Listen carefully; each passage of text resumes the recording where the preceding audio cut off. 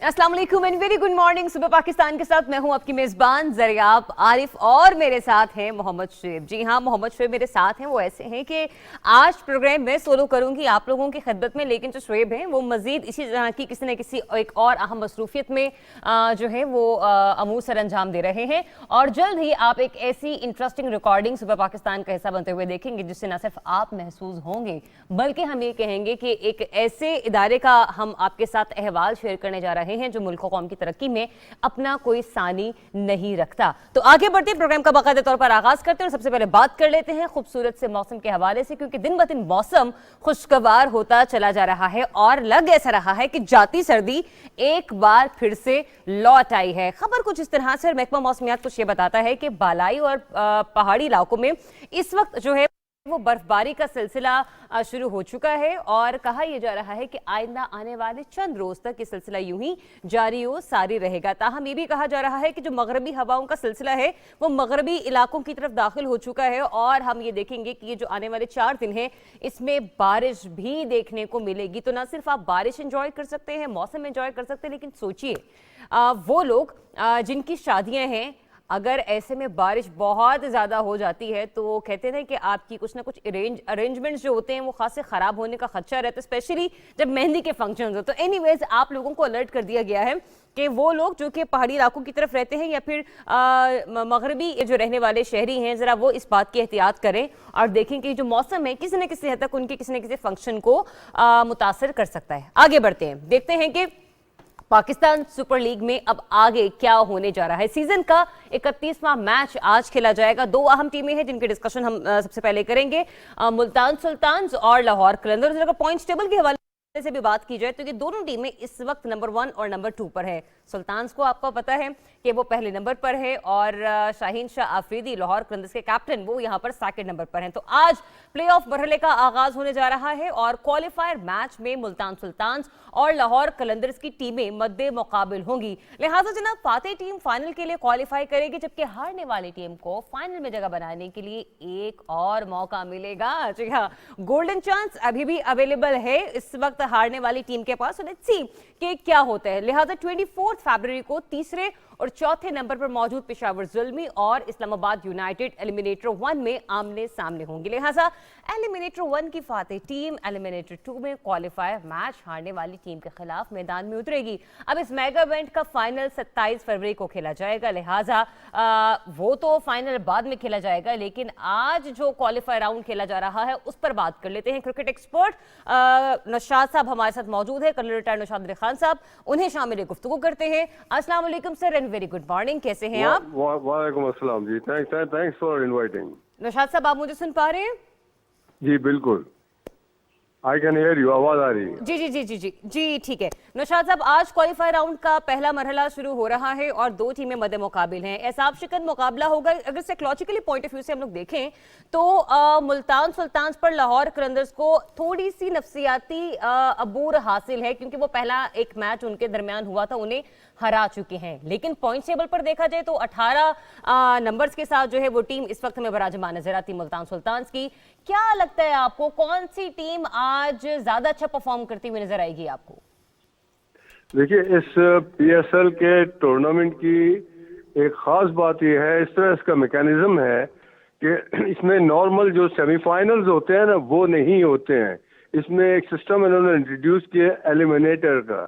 Eliminator जो है वो उसमें एक टीम जो कि हार जाती है उसको भी 2 चांसेस मिल जाते हैं। अच्छा, मैं आपको बताने की सिर्फ कोशिश ये कर रहा हूँ, आज जो मैच होगा जिसमें नंबर 1 एंड नंबर 2 टीम्स हैं उनके दरमियान मैच होगा। मतलब नंबर 1 जो है इस वक्त मुल्तान सुल्तान है और नंबर 2 लाहौर कलंदर्स हैं। अब इनका जब मैच होगा आज, उसके बाद डिसाइड होगा कि जो जीतेगा they qualify for the final straight away. दूसरी तरफ जो हारेगा वो उसको चांस खत्म नहीं होगा। दूसरी जो 2 टीमें हैं उनके दरमियान जब मैच होगा उनका जो विनर होगा हारी टीम के साथ इन्होंने खेलना होगा, जो भी आज का लूजर होगा। मतलब कहने का ये है कि जो इन सब में सबको चांस मिल जाता है क्वालिफाई करने का, और एक तरह से you can call it A league plus knockout tournament की तरह से ये खेला जाएगा। अब आप आज के मैच की बात आई है। आज का मैच बड़ा इंपॉर्टेंट है, that is between Multan Sultan and Lahore Qalandar. Multan Sultan जो है इस वक्त टॉप पोजीशन पे है, मैक्सिमम नंबर ऑफ पॉइंट्स लिए हैं। उनके प्लेयर जो हैं वो अपनी अपनी जगह पे एक बैटिंग ऑर्डर बना चुके हैं। They are establish team. Rizwan उसको एक्सेप्शनली अच्छा लीड कर रहे हैं और उनके साथ ही साथ दूसरे जो बैट्समैन है उनका साथ दे रहे हैं। मैं समझता हूँ कि इमरान ताहिर के होते हुए ये टीम जो है इसके चांसेस जरूर ज्यादा हैं, मगर डू नॉट फॉरगेट के जहाँ तक जी जो शाह साहब आपने कहा ना यहाँ पर कि इमरान ताहिर के होते हुए मुल्तान सुल्तान्स की टीम के जीतने के ज्यादा चांसेस है। इसके बरक्स अगर हम लाहौर कलंदर्स की बात करें तो राशिद खान की एब्सेंस में जिस तरह से फवाद अहमद की एंट्री हुई है वो भी डेफिनेटली बड़ी ही जानदार साबित हुई है।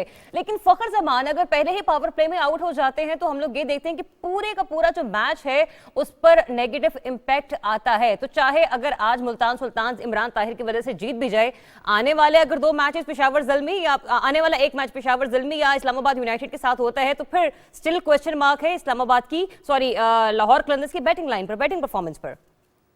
जी बहुत अच्छा आपने सवाल किया। I mean you brought to the whole tournament in focus. देखिए अगर आज लाहौर कलंदर्स की अगर आप हिस्ट्री देखें तो इनकी एक बैकग्राउंड ये है कि this is the only team which has not one this tournament.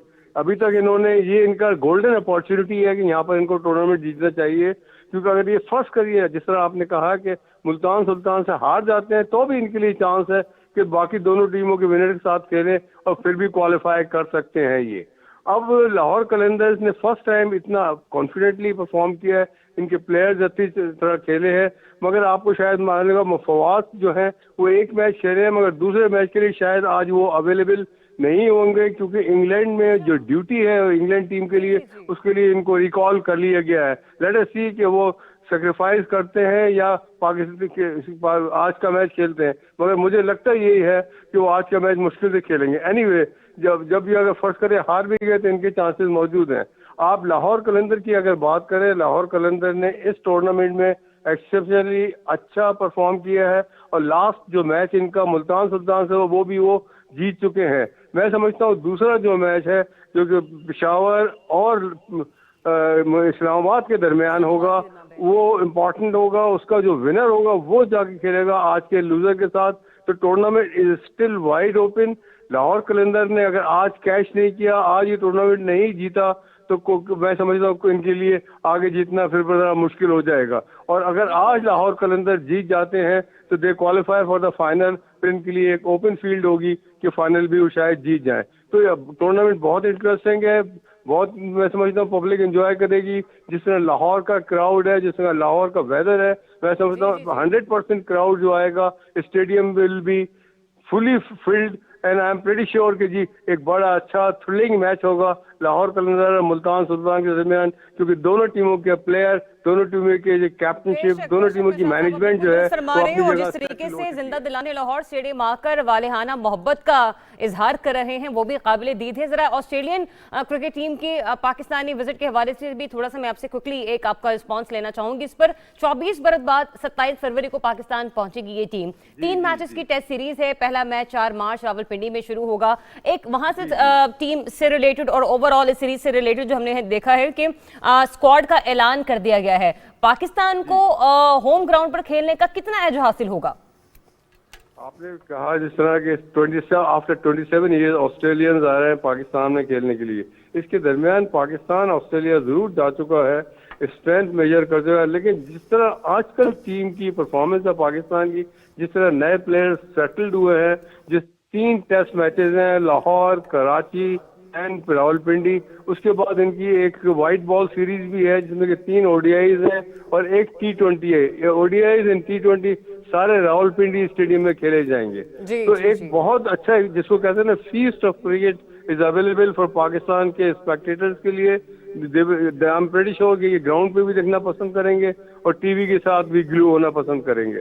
तो जहाँ तक ऑस्ट्रेलियन टीम का ताल्लुक है, अभी ये टीम थोड़ी सी बीच में डाउन हो गई थी, मगर they are in the process of making. इस वक्त की टीम ऐसी है जिन्होंने कि इंग्लैंड को हराया हुआ है और मैं समझता हूँ कि इस टीम का आना पाकिस्तान में खेलना एक बहुत खुशाइन बात है इस लिहाज से भी कि एक अच्छी टीम पाकिस्तान आ रही है। ना सिर्फ उसके अलावा जो बड़ी चीज जो है वो ये कि इंटरनेशनल क्रिकेट इस टीम के टूर से पाकिस्तान में फुली रिवाइव हो जाएगी, which is a very good sign. And मैं समझता हूँ कि इसका इसका जो है क्रेडिट पाकिस्तान के हर स्पेक्टेटर को, हर प्लेयर को, हर पीसीबी के ऑफिशियल को, गवर्नमेंट की एजेंसीज को और पाकिस्तान गवर्नमेंट को देना चाहिए। जी ठीक, बहुत शुक्रिया आपको नशाद साहब अपना वक्त देने के लिए। और आपने बहुत दुरुस्त फरमाया कि डेफिनेटली जितने भी तमाशाई हैं, शौकीन क्रिकेट हैं, पाकिस्तान से मोहब्बत करने वाले पाकिस्तानी हैं, मुहिब वतन हैं, चाहे वो ओवरसीज हो। इस तरह से जब इंटरनेशनल क्रिकेट टीम इतने बरस बाद पाकिस्तान का दौरा कर रही है, डेफिनेटली ये एक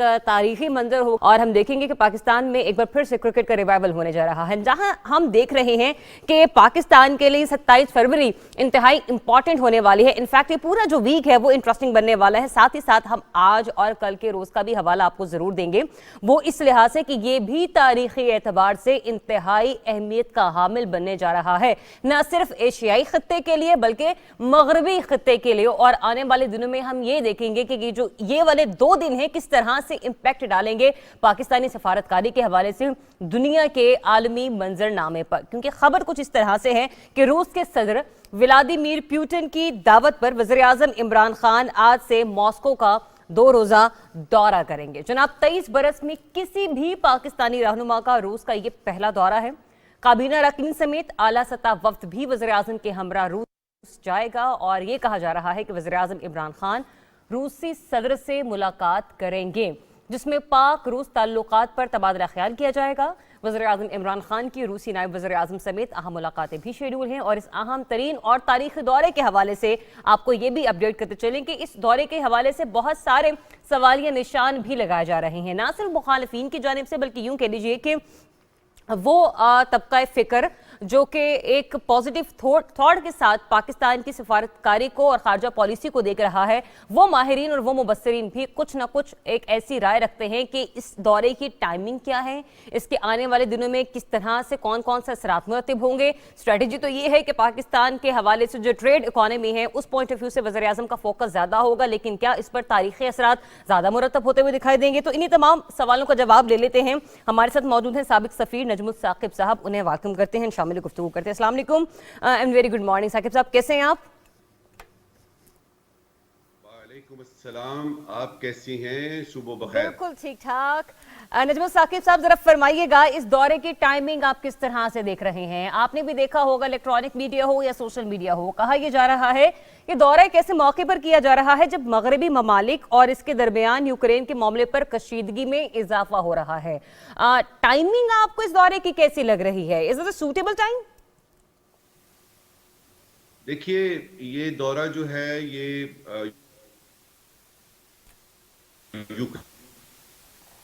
ये दौरा तो काफी देर से ड्यू भी था और उसके बारे में इसकी जुजियात हैं वो ऑलरेडी तय हो चुकी थी।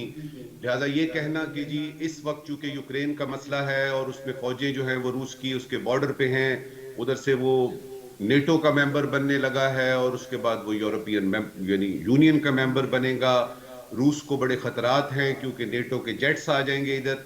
ये सारी बातें रूस, अमेरिका और यूरोपियन यूनियन की हैं। नजमुल साकिब, तो फिर इस तारीखी दौरे के हवाले से दोनों के जो बाहमी ताल्लुकात पर हैं उस पर तो फिर आप कह रहे हैं कि मुस्बत असरात होंगे ही, लेकिन क्या अफगानिस्तान के मामले पर भी हमें कोई आने वाले दिनों में ब्रेक थ्रू नजर आएगा इस पर? जी जी बिल्कुल बिल्कुल, मुझे बोलने दीजिए। उसमें यह है कि ये जो आपने अभी बताया ना कि ये 23 साल में पहला है। होता यह है कि जब कभी कोई सदर या वजीर आजम किसी और मुल्क में जाता है किसी इंटरनेशनल कॉन्फ्रेंस अटेंड करने के लिए या ट्रांजिट में होता है तो उसको ये वाला दौरा जो है ये बायलैटरल विजिट है, ये 2 तरफा ऑफिशियल विजिट है और इसकी बाकायदा तौर पे वो यानी दावतनामा मिला था व्लादिमीर पुतिन जो उधर के सदर हैं उनका, और वजीर आजम ने हाँ की थी। याद रहे कि इस्लामोफोबिया पे जो बयान आया था रूस के सदर का, उसके बाद उनकी एक टेलीफोनिक यानी गुफ्तगू हुई थी जिसमें इसका भी जिक्र किया गया था कि 2 तरफा ताल्लुकात के लिए एक विजिट करते हैं।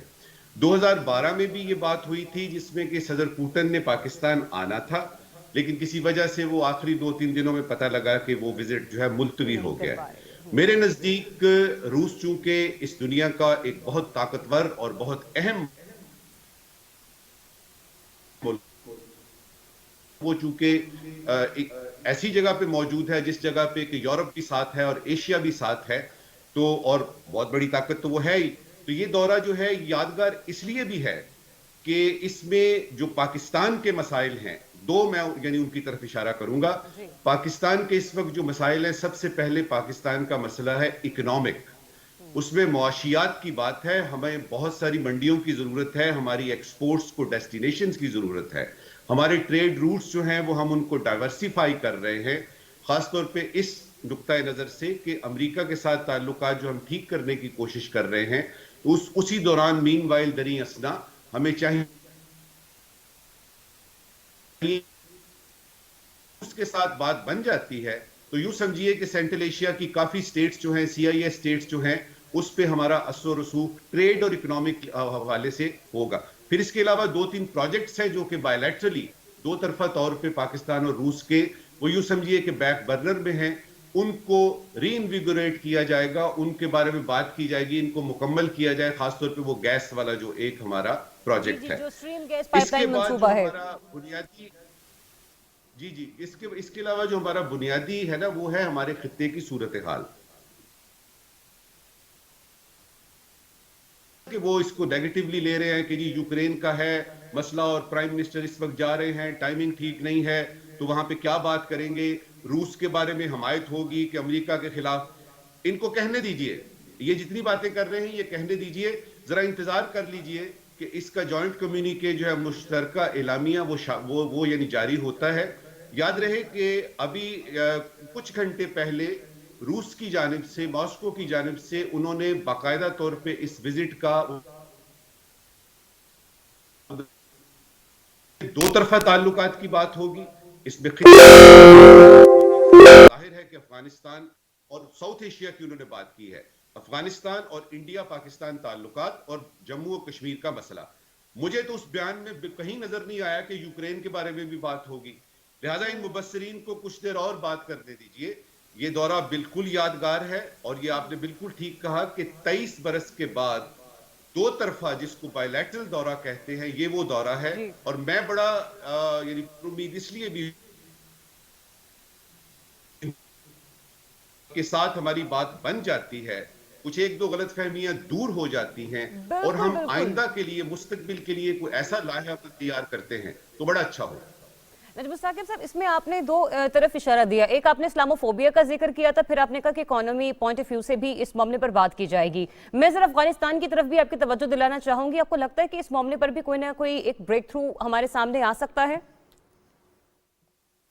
देखिए, अफगानिस्तान का मैंने जिक्र किया है, जब हम साउथ एशिया का जिक्र करते हैं तो हमारे वेस्टर्न बॉर्डर जो है अफगानिस्तान का, और उसमें 15 अगस्त के बाद से लेके अब तक एक ऐसी सूरत हाल है जिसमें कि पाकिस्तान जो है वो अपने आप को थोड़ा सा इस तरह से फील करता है कि जी तालिबान आ चुके हैं यानी काबुल में, और उसमें अमेरिका की तरफ से और यूरोपियन यूनियन की तरफ से ह्यूमैनिटेरियन जो क्राइसिस है उसके बारे में तो बातें हो रही हैं, लेकिन उन तालिबान की हुकूमत को रिकग्नाइज करने की बात अभी नहीं हो रही। अच्छा नजमुल साकिब साहब, यहाँ पे मैं आपसे ये भी जानना चाहूंगी, जब हम लोग मौशियात के हवाले से बात करते हैं तो वहाँ पर हमारे तवानाई का शोबा है, उस पर कहा जाता है कि रूस का एक खासा रहा है, उसकी ज़ेर गौर रहा है, उसकी फहरिस्त में ये शामिल रहा है मामला। पाकिस्तान के साथ हवाबाजी का मामला जो हम लोग कहते हैं कि, इसके अलावा कस्टम्स और ट्रांसपोर्ट, इन जितने भी हमारे डिपार्टमेंट्स हैं, यहाँ पर हमें कोई उम्मीद नज़र आ रही है कि हमें कोई ना कोई एक नया मुआहदा, एक नई सूरत या कोई ना कोई एक ऐसा स्ट्रेटेजिक कंडीशन के तौर पर नजर आएगी जो कि इकोनॉमी पॉइंट ऑफ व्यू से भी पाकिस्तान के लिए बेहतर और मुस्बत साबित हो सकता है? बिल्कुल हो सकता है, बिल्कुल हो सकता है। मैं वो अपनी यानी पिछली बात पूरी कर लूं कि उस कंसेंसस को, जो रीजनल कंसेंसस डेवलप होना था जिसमें चीन, रूस, पाकिस्तान, तुर्की, ईरान और कुछ जो कंटिग्युअस स्टेट्स हैं यानी सेंट्रल एशिया की, उन्होंने कंसेंसस डेवलप बाकायदा तौर पे यानी डिटेल में बात होगी। अब ये जो आपने एनर्जी कॉरिडोर्स की बात की है ना, देखिए अफगानिस्तान में स्टेबिलिटी होती है तो आपके वो जो ट्रेड कॉरिडोर्स हैं और इकोनॉमिक कॉरिडोर्स हैं जो कि अफगानिस्तान के बीच में से गुजरते हैं, उनको आप अमल पजीर कर सकते हैं। और हम सब जानते हैं कि अफगानिस्तान की स्टेबिलिटी जो है वो बड़ी जरूरी है, ना सिर्फ पाकिस्तान के लिए बल्कि पूरे खित्ते के लिए। तो मेरे ख्याल में एनर्जी कॉरिडोर्स में तो डेफिनेटली बात होगी। ये तो हमारा यानी यूं समझिए कि इकोनॉमिक और ट्रेड की जब बात होगी तो उसमें सबसे जो पहले नंबर पे एजेंडा होगा वो एनर्जी का होगा। और मैं ये भी याद दिलाता चलूं कि जो पाकिस्तान स्टील मिल्स है हमारे पास, ये भी रूस के ही ताउन से शुरू हुई थी। यानी और इस सिलसिले में एनर्जी के सिलसिले में खास तौर पे हम लोग बहुत ज्यादा तवक्को रख रहे हैं हिमायत हासिल होगी और हमारे कुछ मसाइल जो कि एनर्जी सेक्टर में हैं उनका हल निकलने की कम से कम मुझे तो बड़ी उम्मीद है। नजमुल साकिब साहब, लास्टली क्विकली आपसे रिस्पांस लेना चाहूंगी कि जहां पाकिस्तान की कोशिश है कि मौशी एतबार से रूस के साथ कुछ अच्छे रवाबित और अच्छे मुआहदे मंजर-ए-आम पर है, वहीं पर यह बात भी काबिल गौर रखना बहुत ज़्यादा जरूरी है कि रूस की भी ख्वाहिश है कि वो पाकिस्तान के साथ सिक्योरिटी ताल्लुकात को मजीद मजबूती के साथ कायम करे। इस पर आपका कॉमेंट लेना चाहूंगी। देखिए, ये दो तरफा जो लफ्ज है ना, जो बायलैटरल, इसका मतलब ये होता है कि दोनों ममालिक का। तो हम इसमें सिर्फ यही नहीं कह सकते कि ये दौरा सिर्फ पाकिस्तान के लिए हो रहा है, ये रूस के लिए भी हो रहा है। और अगर आप आलमी मंजरनामे को देखें तो रूस को भी दोस्तों की जरूरत है और उसमें ये बहुत ज्यादा जरूरी है समझना कि सिर्फ पाकिस्तान का ये एंगल इसमें नहीं है। आपने ठीक कहा कि इसमें रूस का भी जो है वो हिसाब किताब है कि उनको भी नए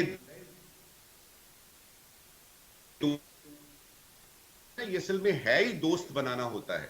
अब उसमें इसका मतलब ये नहीं है कि इमरान खान साहब जा रहे हैं रूस में तो हमारे अमेरिका के साथ ताल्लुकात बहुत खराब हो जाएंगे या हम वेस्ट से बड़ा दूर हो जाएंगे या यूरोपियन यूनियन हमसे दूर हो जाएगी। हम रूस के साथ ताल्लुकात ठीक चाहते हैं, उनमें उसको स्ट्रेंथन करना चाहते हैं। हम अमेरिका के साथ ताल्लुकात अच्छे करना चाहते हैं। चीन हमारा दोस्त ऑलरेडी है। इसके साथ साथ अगर आप ये देखें, ये जो नेशनल सिक्योरिटी पॉलिसी पाकिस्तान ने अभी हाल ही में की है उसमें तो वो यहां तक लिखा हुआ है कि हम हिंदुस्तान के साथ भी ताल्लुकात अच्छा करना चाहते हैं।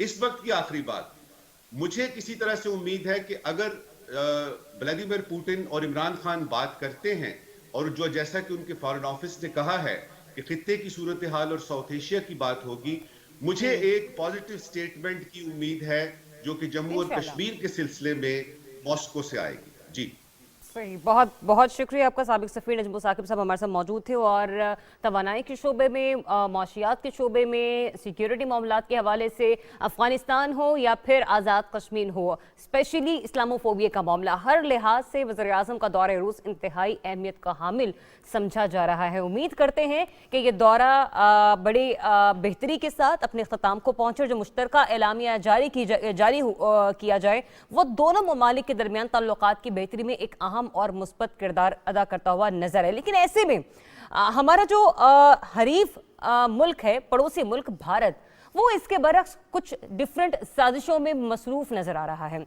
वज़ीर-ए-आज़म इमरान खान के दौरा रूस के हवाले से दावत पर हमने जहां पर एक तरफ तो पाकिस्तानी से सराह रहे हैं, लेकिन दूसरी तरफ पाकिस्तानी सफारती महाज पर भी भारत को शिकस्त देकर दुनिया के दीगर ममालिक से अच्छे ताल्लुकात कायम कर रहा है। तो इसमें भी हम लोग देख रहे हैं कि जो भारतीय साजिशें हैं वो किसी तौर भी खत्म हो नहीं लेती। वज़ीर-ए-आज़म इमरान खान ने भारतीय वज़ीर-ए-आज़म नरेंद्र मोदी को बड़ा चैलेंज दिया और कहा कि नरेंद्र मोदी उनसे बराह रास्त टीवी पर मुनाजरा कर लें। वज़ीर-ए-आज़म इमरान खान ने कहा कि आज भारत जवाहरलाल नेहरू गांधी का नहीं, नरेंद्र मोदी का है। उन्होंने ये भी कहा कि हुक्मरान जमात बीजेपी नाजियों की पैरोकार है और भारत की मौजूदा हुकूमत इंतहा पसंद आरएसएस के नजरिए पर चल रही है। लिहाजा वज़ीर-ए-आज़म इसमें ये कहते हैं कि चाहूंगा कि नरेंद्र मोदी मुझसे टीवी पर मुनाजरा कर लें। वज़ीर-ए-आज़म ने कहा कि पाकिस्तान और भारत के दरमियान तनाव की बुनियादी वजह मसलाए कश्मीर है। तो ऐसे सिलसिले में क्या गुफ्तगू हुई, आइए आपको दिखाते हैं।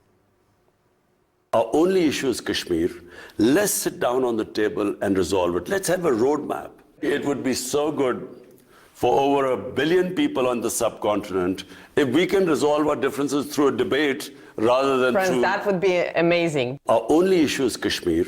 Let's sit down on the table.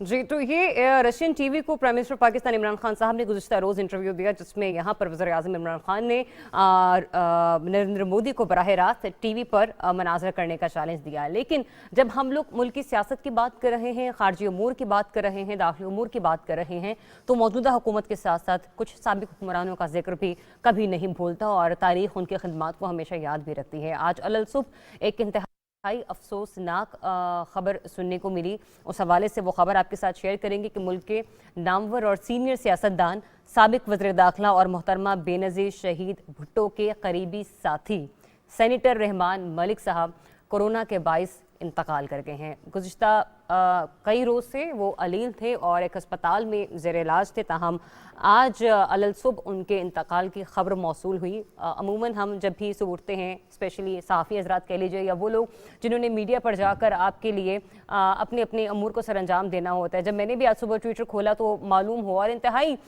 दुख का ये आलम था कि आप सुबह उठकर ये देखते हैं कि सेनेटर रहमान मलिक साहब के हवाले से खबरें गर्दिश कर रही हैं और वो दुनिया फ़ानी से कूच कर गए हैं। उनके लवाहिकीन से न सिर्फ इज़हार ताज़ियत किया गया है मौजूदा हुकूमत की जानिब से, बल्कि सुबह पाकिस्तान टेलीविज़न न्यूज़ की पूरी टीम की जानिब से भी हम लोग करते हैं और यही कहेंगे कि अल्लाह ताला इस दुख की घड़ी में उनके लवाहिकीन को सब्र व हिम्मत अता करें और मरहूम की मग़फ़रत फरमाएँ। न सिर्फ उनकी मग़फ़रत फरमाएँ बल्कि उनके दर्जात की बुलंदी के लिए भी हम दुआ गो हैं। तो सेनेटर रहमान मलिक साबिक वज़ीर दाखिला रह चुके हैं पीपल के दौरे हुकूमत में और उनकी पाकिस्तान के लिए खदमात हैं, जिसका तस्करा हमने चंद अल्फाज के साथ आपके साथ शेयर किया। आगे बढ़ते हैं। प्राइम मिनिस्टर वज़ीर आज़म इमरान खान साहब के हवाले से एक और ख़बर हम आपके साथ शेयर करते हैं।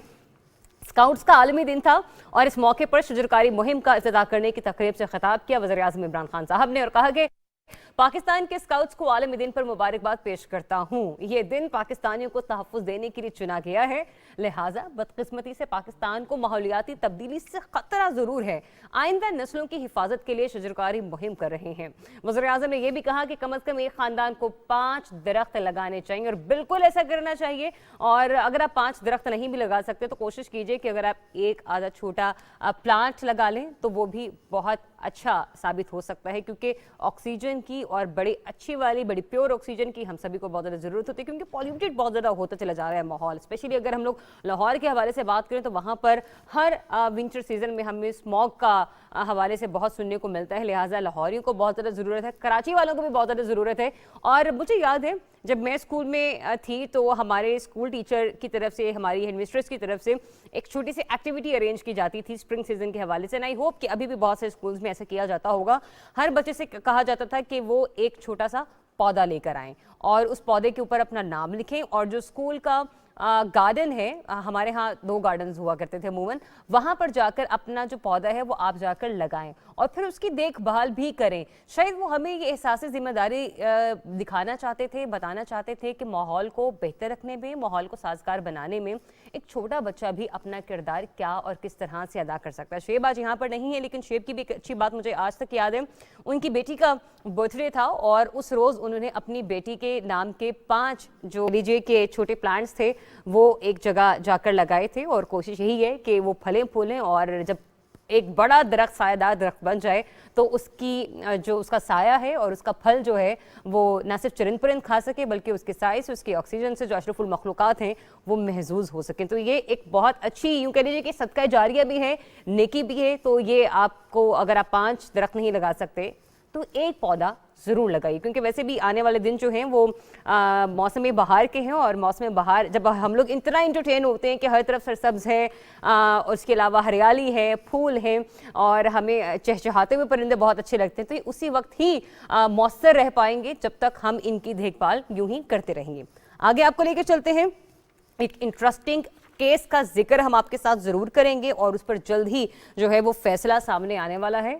इस्लामाबाद हाई कोर्ट में चीफ जस्टिस अतर मिनुल्लाह की ज़ेर सदारत रेवेन्यू मुकदमात के ज़ेर इल्तवा होने से मुतालिक आला सतह का इजलास हुआ है।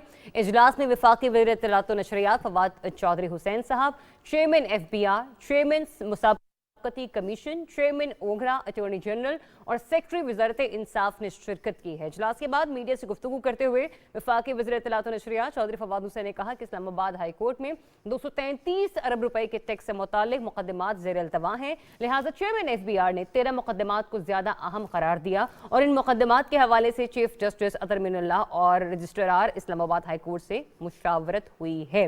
साथ ही साथ इस मौके पर चौधरी फवाद हुसैन ने यह कहा कि रेवेन्यू से मुतालिक मुकदमात हाई कोर्ट नहीं बल्कि FBR के अपने वकला की टेक्निकल वजूहात के बायस ये मुकदमात जो हैं वो ज़ेर अल्तवा हैं।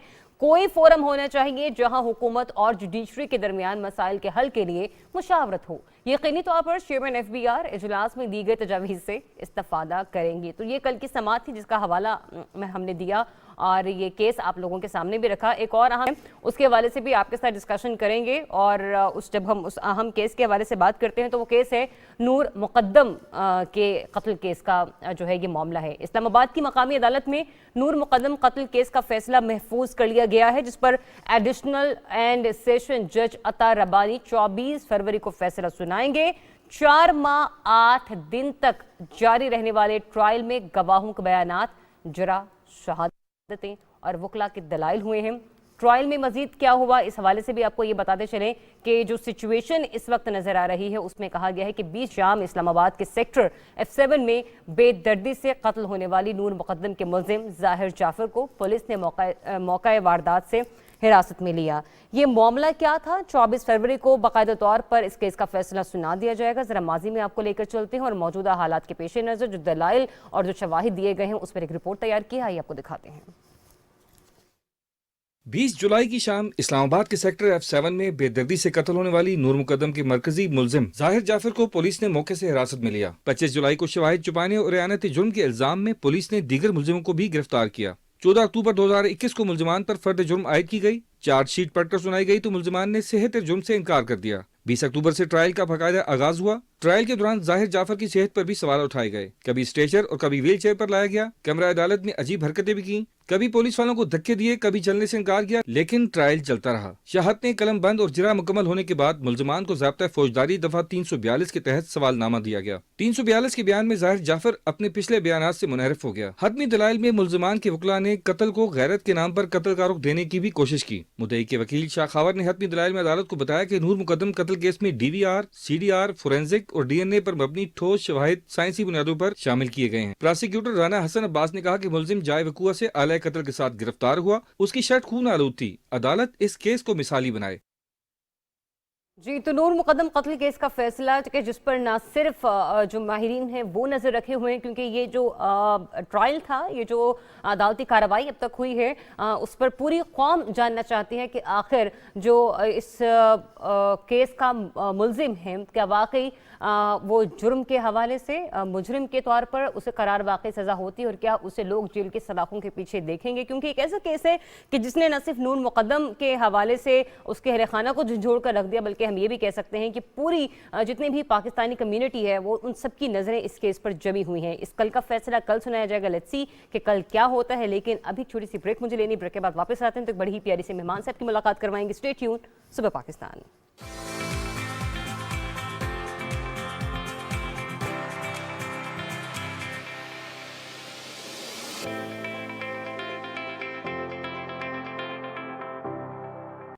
क्या आपको पता है पिछले 20 सालों में स्टॉक मार्केट इन्वेस्टमेंट का रिटर्न 18% सालाना रहा है, यानी कि बाकी ऑप्शंस जैसे कि बैंक, गोल्ड, रियल एस्टेट और डॉलर से काफ़ी बेहतर। अब आप KSB की K-Trade ऐप से घर बैठे डायरेक्ट इन्वेस्टमेंट कर सकते हैं। अकाउंट ओपन करने के लिए www.ksb.com पर जाएं और ओपन अकाउंट पे क्लिक करें। ऑनलाइन फॉर्म में डिटेल्स जैसे कि नाम, एड्रेस, ईमेल और KYC डॉक्यूमेंट्स जैसे कि NIC की कॉपी, प्रूफ ऑफ फंड्स और बैंक स्टेटमेंट अपलोड करें। अब बस K-Trade अकाउंट में पैसे ट्रांसफ़र करें और स्टॉक मार्केट में पाकिस्तान की बेस्ट कंपनीज में बआसानी इन्वेस्ट करें। K-Trade, अब इन्वेस्टमेंट करे हर कोई।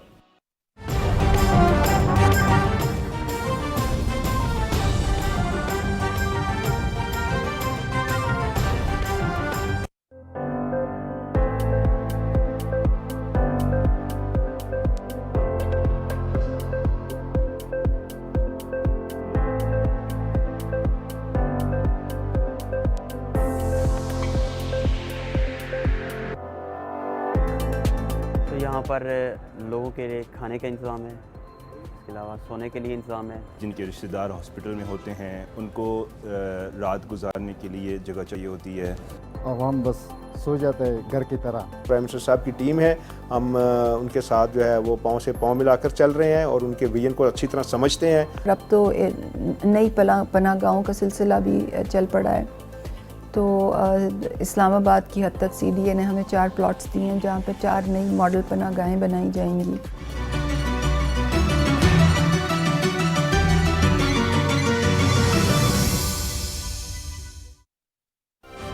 कौमी सलामती के तस्वीराती तकाजे और पाकिस्तान की खारजा पॉलिसी के नए उफक। चीन के कामयाब दौरे के बाद वज़ीर-ए-आज़म इमरान खान का तारीखी दौरा रूस। कौमी मफाद में मुतवाज़न सफारतकारी के एक नए दौर का आगाज। खित्ते में अमन और इक्तसादी शराकतदारी के लिए पाकिस्तान की तस्वीराती अहमियत का एक और अहम संग मील। वज़ीर-ए-आज़म इमरान खान का दौरा रूस।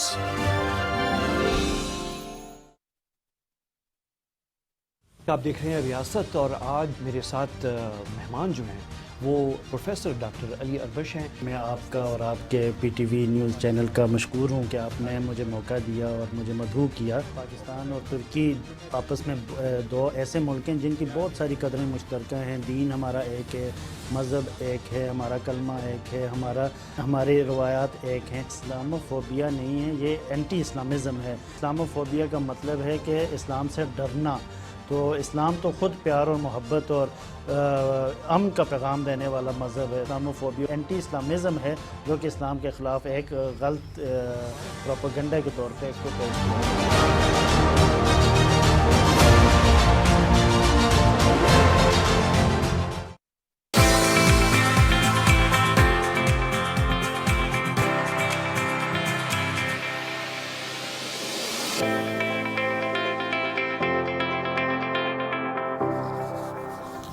जी वेलकम बैक। ब्रेक के बाद आपको एक बार फिर से खुशामदीद कहते हैं। ब्रेक के बाद हमारे पास न सिर्फ एक मेहमान शख्सियत मौजूद हैं बल्कि वो एक बहुत प्यारी सेलिब्रिटी भी हैं और बड़ी यंग एज में अगर आपको इतने सारे एजाज़ात से नवाज दिया जाए तो मैं कहती हूँ ये सोने पर सुहागा होता है। और ये बहुत कम लोग होते हैं जिसमें किस्मत उनका साथ देती है। वो मेहनत इस तरह से करते हैं कि अल्लाह ताला कहते हैं कि कभी भी मेहनत करने वालों को पीछे नहीं छोड़ते। तो बड़ी ही प्यारी शख्सियत जिनका मैं जिक्र आपसे कर रही हूँ। कुछ चीज़ें हैं, कुछ चंद अहम पॉइंट्स हैं जो कि आपके बारे में अगर उनके बारे में मैं आपके साथ शेयर करूंगी, शायद थोड़ा सा गेस आप लोग भी कर लें। तो चलें जरा गिनवाना शुरू करते हैं उनकी खूबियां आप लोगों के साथ। टेनिस के 100 से ज्यादा कौमी टाइटल जिनमें जूनियर है, विमेन सिंगल्स हैं और डबल्स हैं, ये तमाम के तमाम अपने नाम कर चुकी हैं।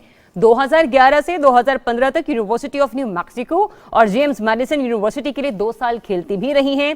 नेशनल यूथ अवार्ड 2008 भी अपने नाम कर चुकी हैं। पाकिस्तान के टॉप टेनिस खिलाड़ी और 2010 में हाई अचीवर अवार्ड नेपाल में मुनक्किदा साउथ एशियन 2005 गेम्स में कांसी का तमगा उन्होंने जीता है। इसके अलावा भी ये बात यहीं पर खत्म नहीं हुई है। पेशावर में मुनक्किदा नेशनल गेम्स 2019 में वापडा के लिए गोल्ड मेडल जीता और फिर इसके अलावा एक PTV स्पोर्ट्स टेनिस शो की मेजबानी भी कर चुकी हैं। अब देखें जरा, किसी भी सेलिब्रिटी के बारे में इतनी सारी खूबियां हों तो आपको कायदे आजम के 14 नकात याद आ जाते हैं। इसीलिए टेनिस स्टार सारा महबूब को वेलकम करते हैं और उनसे बात करते हैं कि इतना सब कुछ कैसे। अस्सलाम वालेकुम एंड वेरी गुड मॉर्निंग, कैसे हैं आप? वालेकुम अस्सलाम एंड थैंक यू इतने वार्म वेलकम का। No thank you so much. सारा इतना सब कुछ माशाल्लाह, सब कामयाबी तो देखते हैं लेकिन कामयाबी के पीछे डेफिनेटली मेहनत होती है। तो ये दर्जनों अवार्ड जीतने के लिए कितनी मेहनत की आज तक आपने?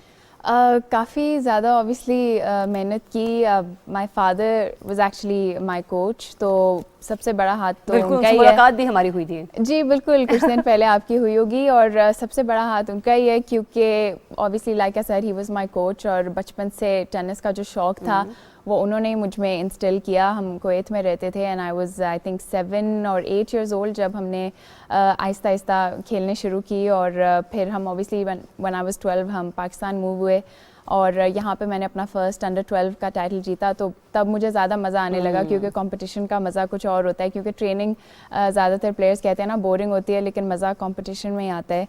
So that's when I started really loving the game and then obviously worked really hard with my dad and obviously my mother also बहुत ज़्यादा support करती थी। हालांकि उनको कभी कभी परेशानी भी होती थी कि लड़की है इतना ज़्यादा क्यों खेल रही है। क्योंकि बाबा तो आपके बहुत ज़्यादा सपोर्टिव रहे हैं, अम्मा की तरफ से थोड़ा सा आया है। नहीं, लेकिन वही मैं बात कर रही हूँ ना कि थोड़ी सी जो उनको झिझक थी, लेकिन वो भी उन्होंने बिल्कुल ख़त्म कर दी थी और फिर बहुत ज़्यादा सपोर्ट किया दोनों ने मिलके मुझे, एंड दैट उनकी सपोर्ट के बगैर ऑब्वियसली कुछ हो नहीं सकता, बिकॉज पेरेंट्स जो होते हैं उनको ही पुश करना होता है, and that is something that I talk about in my show as well, but अल्हम्दुलिल्लाह I was really lucky to have their support, and then obviously ITFs के under 18 खेलना शुरू किए, and then started representing Pakistan, Fed Cup की team में आई, and it was a lot of fun, and like you said कि उसकी basis पे फिर मुझे scholarship भी मिली थी अमेरिका में, so it's been a really really good journey. सारा, अभी कोई upcoming ऐसा event जो आने वाला हो जिसकी तैयारी में आप मसरूफ हो? यस, एक्चुअली अगले महीने वापडा का एक इंटर यूनिट टूर्नामेंट है जो हर साल होता है, उसमें हम सब पार्टिसिपेट करते हैं, तो उसके लिए हम प्रिपेयर कर अलावा मंथ मार्च।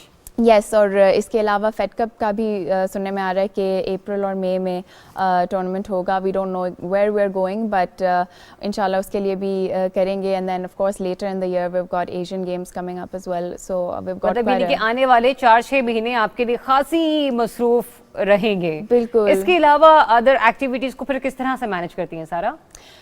ये तो सारी ज़िंदगी सीखा है, you know, there is one thing I have learned from tennis is कि आप किस तरह अपनी टाइम मैनेजमेंट करते हैं, किस तरह मल्टीटास्किंग करते हैं, यू नो, क्योंकि काफ़ी चीज़ें होती हैं जो आपको साथ लेकर चलना होता है।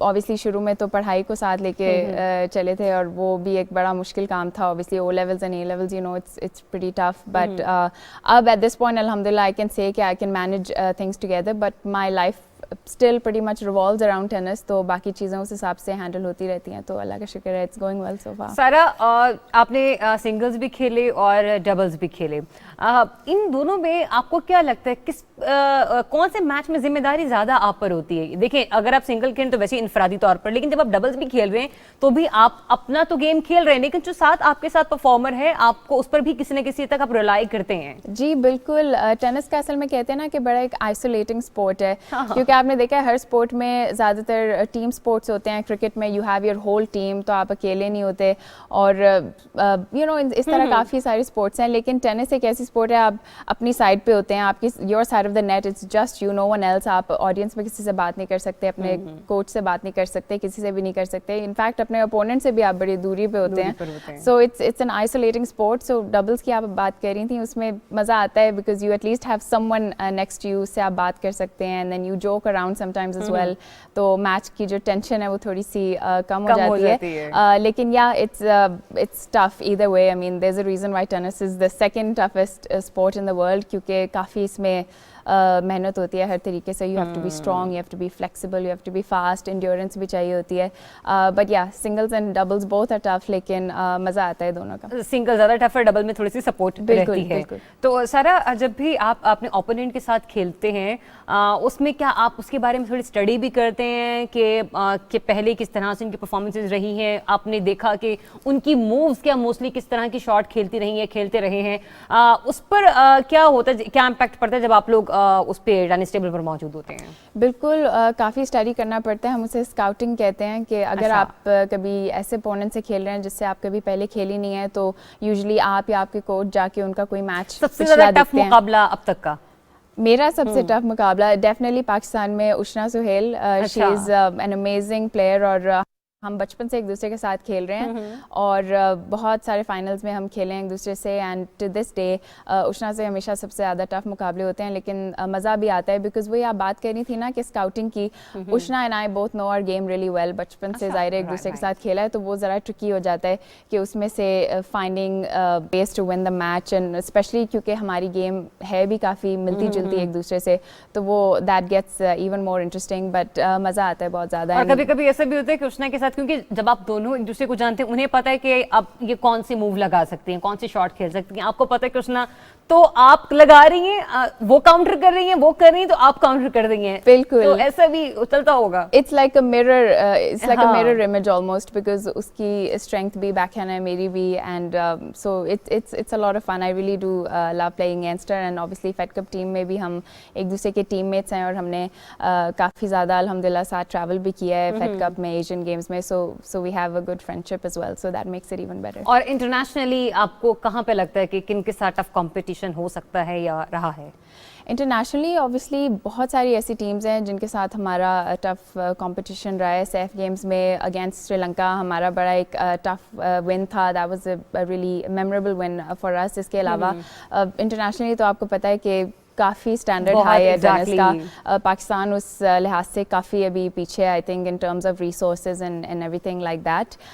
तो होपफुली इंशाल्लाह उम्मीद है कि टेनिस, स्पेशली फीमेल टेनिस के ऊपर अगर तवज्जो ज़्यादा की जाए तो आई थिंक बहुत ज़्यादा टैलेंट है पाकिस्तान में. सो चलिए, पाकिस्तानी स्टैंडर्ड जो हैं वो क्यों मैच नहीं कर पा रहे हैं, और आपकी पर्सनल लाइफ, कुछ अभी भी सवाल हैं, मैंने आपको जल्दी जाने नहीं देना. एक छोटी सी ब्रेक लेते हैं, न्यूज़ ब्रेक होगी राजेश. जब न्यूज़ ब्रेक से वापस आएंगे तो इंशाल्लाह हम सारा के साथ यहीं से कंटिन्यू करेंगे कि क्या ऐसा है कि पाकिस्तान में जो बच्चे हैं वो टैलेंट तो बहुत ज़्यादा रख रही हैं, लेकिन टेनिस में वो आगे जा नहीं पा रही, या फिर गवर्नमेंट की सतह पर क्या उन्हें उस तरह से सपोर्ट नहीं मिल रही, और इंटरनेशनली उन्हें किन किन मुश्किलात का सामना करना पड़ता है. Stay tune, Subah Pakistan.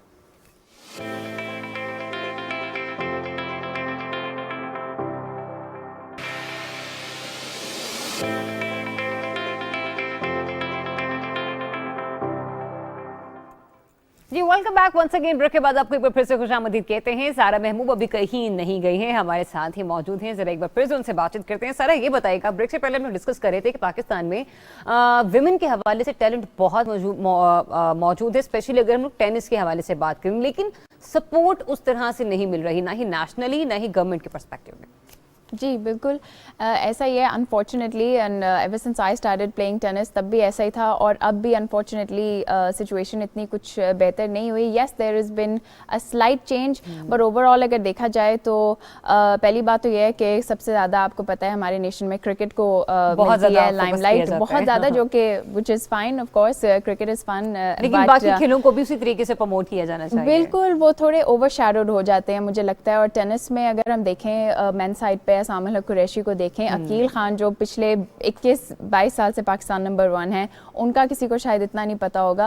And I feel like these are the kind of players who you know deserve that attention and that recognition. And specially female side पे भी अगर हम देखें तो काफ़ी ऐसी प्लेयर्स हैं अपकमिंग भी, हानिया मिनहास जिनमें से एक हैं, और बहुत सारी और भी हैं जो बहुत टैलेंटेड हैं. There prodigies and they're doing so well and they deserve not only recognition but support as well because मैं आपको बताऊं टेनिस बिल्कुल भी एक cheap sport नहीं है. It's a very expensive. This is what I want to know कि ये जब इतनी expensive sport है तो आपको नहीं लगता है कि यहाँ पर आके मामला थोड़े से खराब हो जाते हैं कि बनिस्बत अगर दूसरे गेम्स के हवाले से हम लोग बात, जैसे भी हमने क्रिकेट का हवाला भी दिया, हॉकी का हवाला भी दिया, तो जरा यहाँ पर फंड जनरेट करना बहुत ज़्यादा मुश्किल हो जाता है. जी बिल्कुल यही बात है. क्रिकेट ऐसी स्पोर्ट है ना कि आप किसी गली में भी बच्चे एकदम से खेलने शुरू हो जाते हैं. It doesn't require specific equipment. आप कहीं भी you just need a bat and a ball. लेकिन टेनिस थोड़ी टेक्निकल हो जाती है. आपको तो स्कूल में वो जो गत्ते होते थे ना, फाइल होते थे, उनसे भी शॉट्स लगाएंगे. बिल्कुल, तो वो आपका उस तरह से हो जाता है. लेकिन टेनिस में टेनिस बॉल्स महंगी होती हैं, टेनिस रैकेट्स बहुत महंगी होती हैं. फिर आपको उनके जो शूज़ हैं, tennis specific shoes, you need those. And then obviously you need facilities, you need tennis court, जो कि पाकिस्तान में आपको पता है पब्लिक कोर्ट्स तो नहीं होते. आपको किसी क्लब की एक्सक्लूसिव मेंबरशिप चाहिए होती है. कह सकते हैं कि चूंकि ये एक स्ट्रीट गेम नहीं है, इसीलिए फोकस भी उतना डाइवर्ट नहीं हो पा रहा है, क्योंकि ये ओवरऑल बहुत ज़्यादा एक्सपेंसिव है. It is really expensive. इसीलिए मैं कह रही हूँ कि अगर तो स्पॉन्सरशिप्स आएँ फीमेल टेनिस प्लेयर्स की तरफ और मेल प्लेयर्स की तरफ भी, लेकिन मेन चीज़ ये है कि स्पॉन्सरशिप, क्योंकि ऑब्वियसली पाकिस्तान में आपको पता है इतने इंटरनेशनल टूर्नामेंट्स भी नहीं होते. और टेनिस में अगर आपने अपना नाम बनाना है तो आपको एक इंटरनेशनल रैंकिंग बेसिकली क्रिएट करनी होती है ना. और आपकी रैंकिंग तब तक नहीं बन सकती जब तक आप टूर्नामेंट्स में पार्टिसिपेट ना करें. उसके लिए आपको ट्रैवल करना होता है. तो वो तो एक that in itself is a separate cost entirely. और फिर ट्रेनिंग कॉस्ट अलग, इक्विपमेंट की कॉस्ट अलग, और उसके बावजूद भी आपको काफ़ी अरसा खेलना होता है before you can get that kind of success. Because एक टूर्नामेंट खेल के एकदम से क्विकली एक मुख्तसर सा सवाल लूंगी मैं आपसे, क्योंकि वक्त बहुत ज़्यादा हमारे पास कम है और बाकी मेहमानों ने भी हमें ज्वाइन करना है. सारा, क्योंकि ये एक्सपेंसिव स्पोर्ट है, तो मुझे जरा ये बता सकती हैं आप, इनिशियली अगर कोई एक प्लेयर हम खड़ा करना चाहते हैं तो उसके ऊपर कितनी कॉस्ट लगती है? कोई एहतियातन, कोई मोहतात अंदाज़ा? अब 50 to 60 lakhs I would say per year for a For junior, junior and this is ये मैं आपको कम करके बता रही हूँ, this is like the very less, the minimum requirement obviously, because with the traveling and equipment and you know the खाना पीना, training and all of that, जिसको हम C कैटेगरी में डिफाइन करें अभी, बिल्कुल, yeah, so इतना तो फिर हो ही जाता है, so this और is ये अभी what it junior takes. Player की बात हो रही है, बट डेफिनेटली हुकूमत का फोकस यहाँ पर भी होना चाहिए। भी हम लोगों ने देखा कि कामयाब जवान टैलेंट हंट जो प्रोग्राम है उसका भी इजरा किया जा रहा है, बट वी जस्ट होप कि इस तरफ भी गवर्नमेंट का फोकस आए। एक्सपेंसिव स्पोर्ट है, लेकिन डेफिनेटली पाकिस्तान में माशाल्लाह हम लोग PSL सीजन के टूर्नामेंट में भी देख रहे हैं कि बहुत ऐसे ऐसे नए स्पॉन्सर सामने आए हैं कि दिल खुश हो रहा है, और सीजन को हम लोग एंजॉय भी कर रहे हैं। एनीवेज सारा, बहुत नेक तमन्नाएं आपके साथ, बहुत बेस्ट विशेस। आपका अभी एक रिसेंटली मार्च में एक टूर्नामेंट होने वाला है, उसके लिए भी बहुत सारी नेक तमन्नाएं आपके लिए। जरूरी आप इसमें कामयाबी समेटें, और जब कामयाब हों तो हमें जरूर बताएं। Thank you so much for having me. Thank you. एक छोटी सी ब्रेक लेते हैं, नाज़रीन ब्रेक से वापस आते हैं तो कुछ मौसम अच्छा है, लिहाजा कुछ गाना बजाना भी कर लेते हैं। स्टे ट्यून्ड, सुबह पाकिस्तान।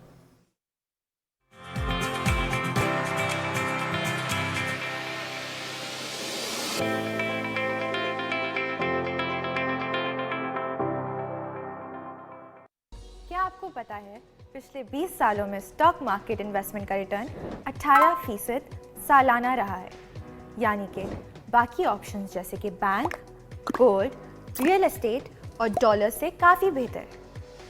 अब आप KSB की K-Trade ऐप से घर बैठे डायरेक्ट इन्वेस्टमेंट कर सकते हैं। अकाउंट ओपन करने के लिए www.ksb.com पर जाएं और ओपन अकाउंट पर क्लिक करें। ऑनलाइन फॉर्म में डिटेल्स जैसे कि नाम, एड्रेस, ईमेल और KYC डॉक्यूमेंट्स जैसे कि NIC की कॉपी, प्रूफ ऑफ फंड्स और बैंक स्टेटमेंट अपलोड करें। अब बस K-Trade अकाउंट में पैसे ट्रांसफ़र करें और स्टॉक मार्केट में पाकिस्तान की बेस्ट कंपनीज में बआसानी इन्वेस्ट करें।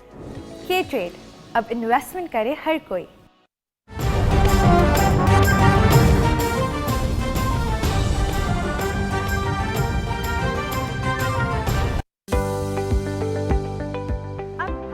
होगा आगाज और भी मजेदार, क्योंकि हो रही है मेरी और आपकी मुलाकात मॉर्निंग एट होम पे, जहां होंगे आपके और हमारे फेवरेट स्टार्स। जानेंगे आपके मसाइल और देंगे उनका हल। ब्यूटी, हेल्थ, किचन, रिलेशनशिप्स, हर वो बात जो है आपसे जुड़ी होगी हमारे एक्सपर्ट्स के साथ। देखना ना भूलिएगा मॉर्निंग एट होम, सुबह 10 से 12 PTV होम पर।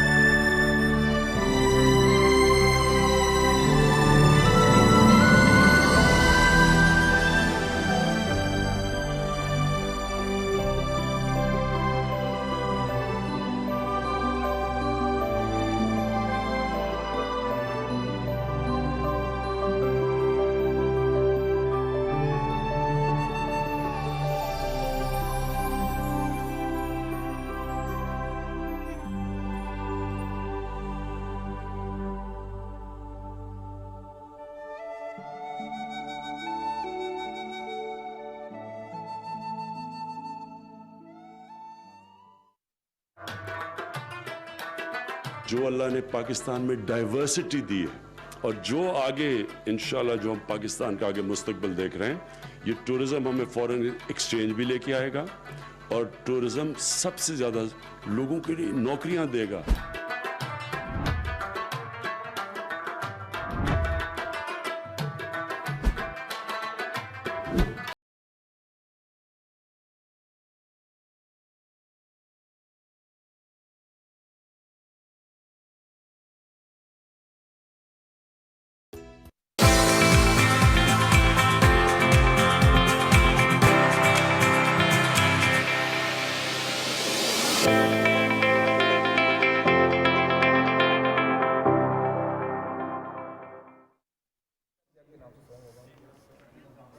वेलकम बैक नाज़रीन। ब्रेक के बाद आपको एक बार फिर से खुशामदीद कहते हैं और कहा था ना कि ब्रेक से जब वापस आएंगी तो मौसम थोड़ा सा अच्छा हो गया है, लिहाजा थोड़ा सा गाना बजाना भी करने की कोशिश करेंगे, क्योंकि जब मौसम अच्छा होता है तो ना सिर्फ परिंदे चहचहाते हैं बड़े भरपूर अंदाज में, बल्कि आपका खुद का भी गुनगुनाने का दिल करता है। जब आप सुबह सुबह ड्राइविंग करके ऑफिस पहुंच रहे हो तो तब भी आप कुछ ना कुछ गाड़ी में लगा लेते हैं। बट एनीवेज, हम यहाँ पर एक यंग टैलेंट की बात करने जा रहे हैं। आज हमारे साथ एक यंग सिंगर मौजूद हैं, कंपोजर हैं, साथ ही साथ बड़ा अच्छा परफॉर्म करते रहे। और कोरोना के टाइमिंग्स में जहां पर बहुत सारे लोग बड़ी मायूसी का शिकार थे, उन्होंने एक ऐसा खूबसूरत सा गाना गाया जो कि खासा वायरल हुआ और यूं कह लीजिए कि 12-13 साल से जो उनकी मेहनत थी वो अचानक एक अंदाज में रंग ले आई। मुस्तबा हैदर हमारे साथ मौजूद है, उन्हें वेलकम करते हुए उनसे जानते हैं कि अब तक का ये जो 12-13 साल का सफर है ये कैसे रहा है। मुस्तबा, अस्सलाम वालेकुम एंड वेरी गुड मॉर्निंग। वालेकुम सलाम, thank you so much for inviting me. कैसे हैं आप? अल्हम्दुलिल्लाह मैं ठीक ठाक हूँ। सुबह सुबह जब ड्राइविंग करके निकले हैं तो ये बताइएगा जरा, कुछ गुनगुनाते हुए आए या बस ड्राइविंग करते हुए आए? आपको पता है सिंगर की लाइफ में पूरी लाइफ ही उसको गुनगुनाता ही है, तो फिर वो उसके दिन खुशगवार गुजरता है।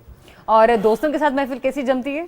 दोस्तों के साथ बस खाना पीना ज्यादा होता है। अच्छा, गुनगुनाना कम होता है? गुनगुनाना कम होता है जरा। दोस्त आपको पता है सारे आपके दोस्त होते हैं, कुछ क्या कार्य होते हैं, कुछ इंजीनियर होते हैं, कुछ डॉक्टर्स होते हैं, तो वो गाना इतना लाइक नहीं करते। आपने सिंगिंग को ही पैशन बनाया और प्रोफेशन भी? प्रोफेशनल भी इसी को बनाया और इसको फैशन भी इसी को बनाया। फैशन भी इसी को बनाया। अच्छा, अभी रिसेंटली हम लोग अभी जिक्र कर रहे थे ब्रेक में कि आप इसके अलावा क्या करें। आपने कहा कि आप अपना प्रोडक्शन हाउस भी जो है वो भी कर रहे हैं, तो उसी को लेके ही अब आप कंटिन्यू करेंगे? जी जी, इंशाल्लाह मीडिया इसी में फील्ड में मैं सारा यही काम कर रहा हूँ। तो मुस्तफा, 12-13 साल का माशाल्लाह करियर है आपका, लेकिन इस करियर को कैकमली आपको कोरोना के डेज में आपका गाना तेरी याद बड़ा वायरल हुआ। क्या उसमें ऐसा था कि जो आपको लगता है कि व्यूअर्स को और लिसनर्स को बड़ा भा गया वो?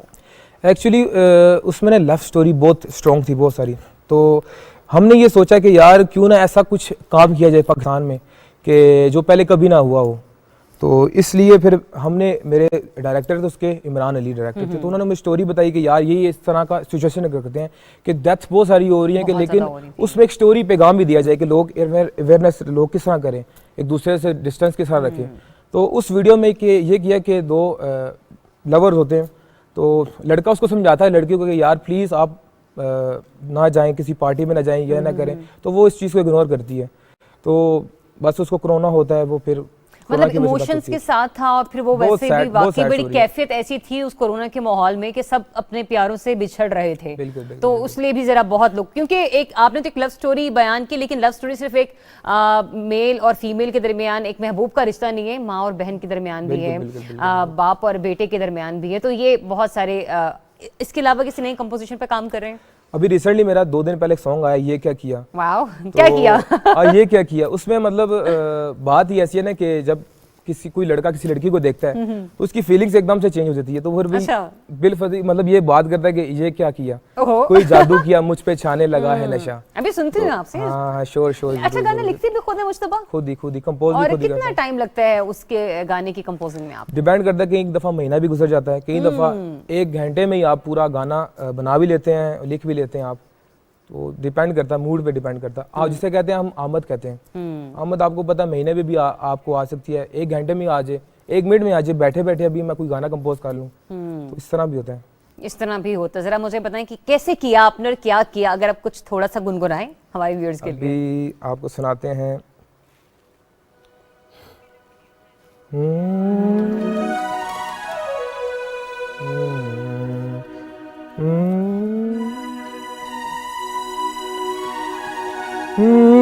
तेनू छड़िए ते था मरिए दिल तैनू दे बैठे हुण करिए तां की करिए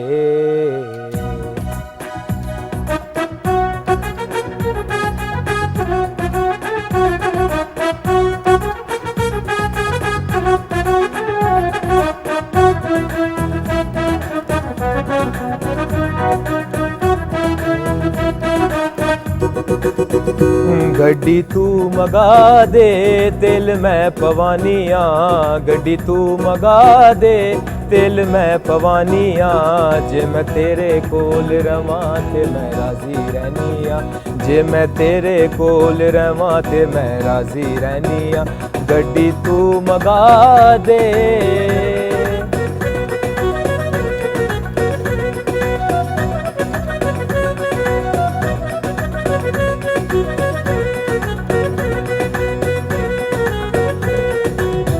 लोकी समझाण सच्चा प्यार नहीं मिलदा दुनिया दी भीड़ विच यार नहीं मिलदा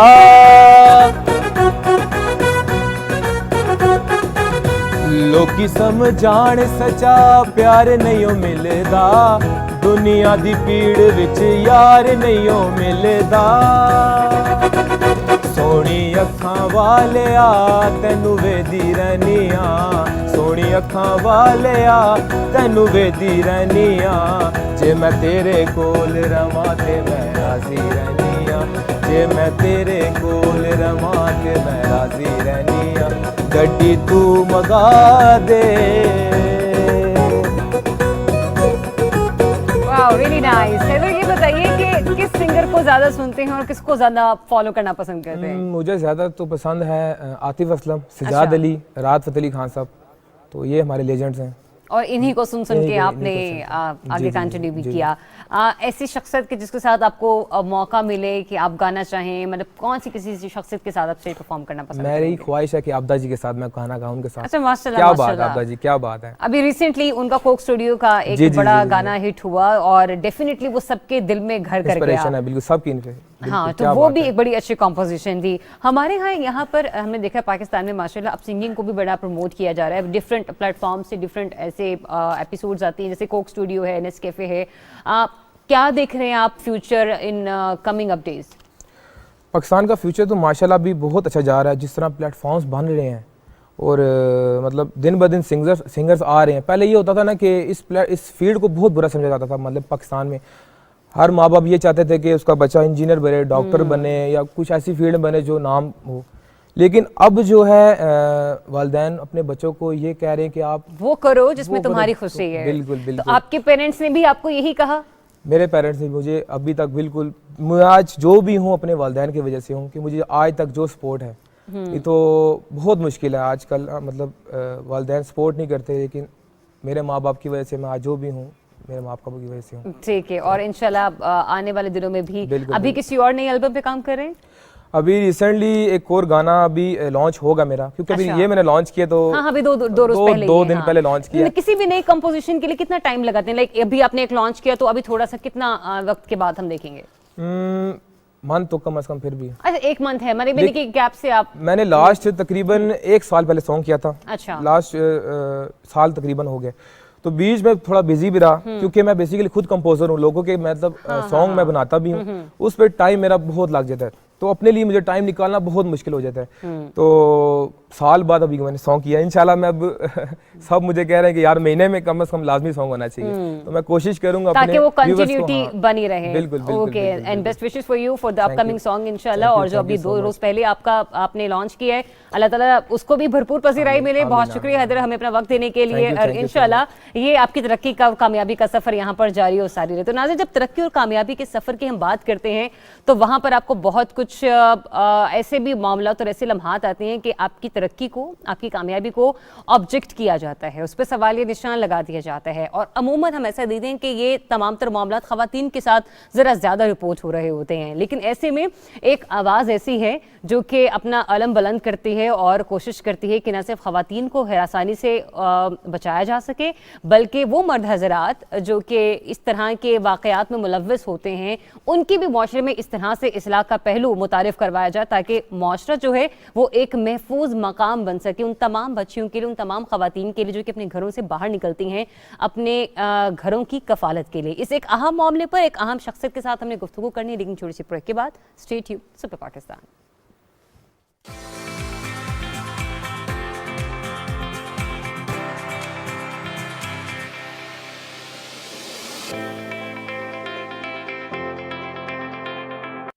क्या आपको पता है पिछले 20 सालों में स्टॉक मार्केट इन्वेस्टमेंट का रिटर्न 18% सालाना रहा है, यानी कि बाकी ऑप्शंस जैसे कि बैंक, गोल्ड, रियल एस्टेट और डॉलर से काफ़ी बेहतर। अब आप KSB की K-Trade ऐप से घर बैठे डायरेक्ट इन्वेस्टमेंट कर सकते हैं। अकाउंट ओपन करने के लिए www.ksb.com पर जाएं और ओपन अकाउंट पे क्लिक करें। ऑनलाइन फॉर्म में डिटेल्स जैसे कि नाम, एड्रेस, ईमेल और KYC डॉक्यूमेंट्स जैसे कि NIC की कॉपी, प्रूफ ऑफ फंड्स और बैंक स्टेटमेंट अपलोड करें। अब बस K-Trade अकाउंट में पैसे ट्रांसफ़र करें और स्टॉक मार्केट में पाकिस्तान की बेस्ट कंपनीज में बआसानी इन्वेस्ट करें। K-Trade, अब इन्वेस्टमेंट करे हर कोई।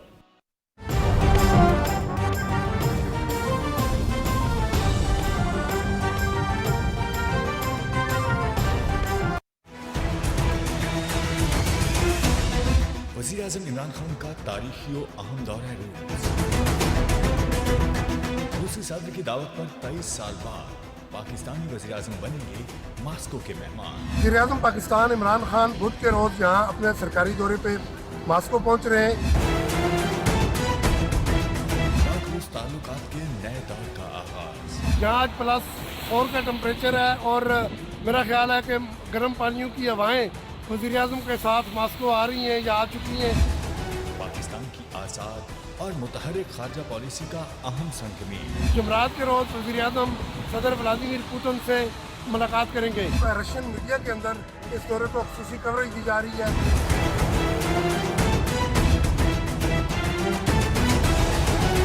अहम दौरे की बड़ी कवरेज लम्हा बलम्हा बराह रास्त सिर्फ BTV न्यूज़ पर।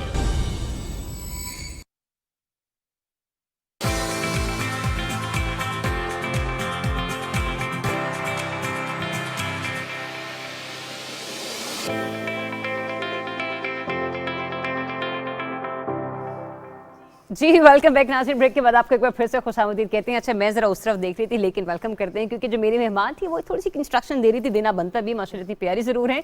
और साथ ही साथ आपको ये भी बता दें कि मुझे खुद भी उनका आना आज बहुत अच्छा लगा। एंड डेफिनेटली जितनी भी खवातीन, जितनी भी बच्चियाँ, लड़कियाँ देख रही हैं और ऐसे मर्द हज़रात जो कि अपनी औरत को बाहिम्मत बनाते हैं और माशरे की तलखियों से जो है लड़ना सिखाते हैं, ऐसे वालिदैन, ऐसे बाप, ऐसे भाई, उनके लिए भी आज का ये जो टॉपिक है ना सिर्फ बहुत सारे मामलात में रहनुमाई करेगा, बल्कि जब हम रहनुमाई का जिक्र करते हैं तो एक अहम मामला सामने आता है और उस पर उन्होंने खासी आवाज़ बुलंद की है कि ख़वातीन के जो विरासत में हुकूक हैं, ऐसे क्या होता है कि उनको आप नज़रअंदाज कर देते हो और हम देखते हैं कि अच्छा तुम्हें इसकी क्या ज़रूरत है, शादी कर दी, उस पर इतना खर्चा आया, उस हुकूक से आपको महरूम कर दिया जाता है। तो ना सिर्फ हमारी जो आज की सेलिब्रिटी हैं वो इस पर बहुत ज़्यादा काम कर रही हैं, बल्कि हम यूँ कहेंगे कि सदर पाकिस्तान के साथ मिलकर उन्होंने इस लॉ के लिए और इस पर आवाज़ उठाने की भरपूर अंदाज में कोशिश की है। जी हाँ, मैं बात कर रही हूँ कशमाला तारिक साहिबा की। उन्हें वेलकम करते हैं। अस्सलाम वालेकुम एंड वेरी गुड मॉर्निंग। कैसी हैं आप? Very well, thank you. आप खैरियत? बिल्कुल ठीक ठाक। कशमाला साहिबा, जब भी आप कुछ गुफ्तगू करती हैं, कुछ नया करने जाती हैं, या तो वो सोशल मीडिया की जीनत बनता है या फिर इलेक्ट्रॉनिक मीडिया की जीनत बनता है, और कभी कभी तो ऐसा होता है कि बाद में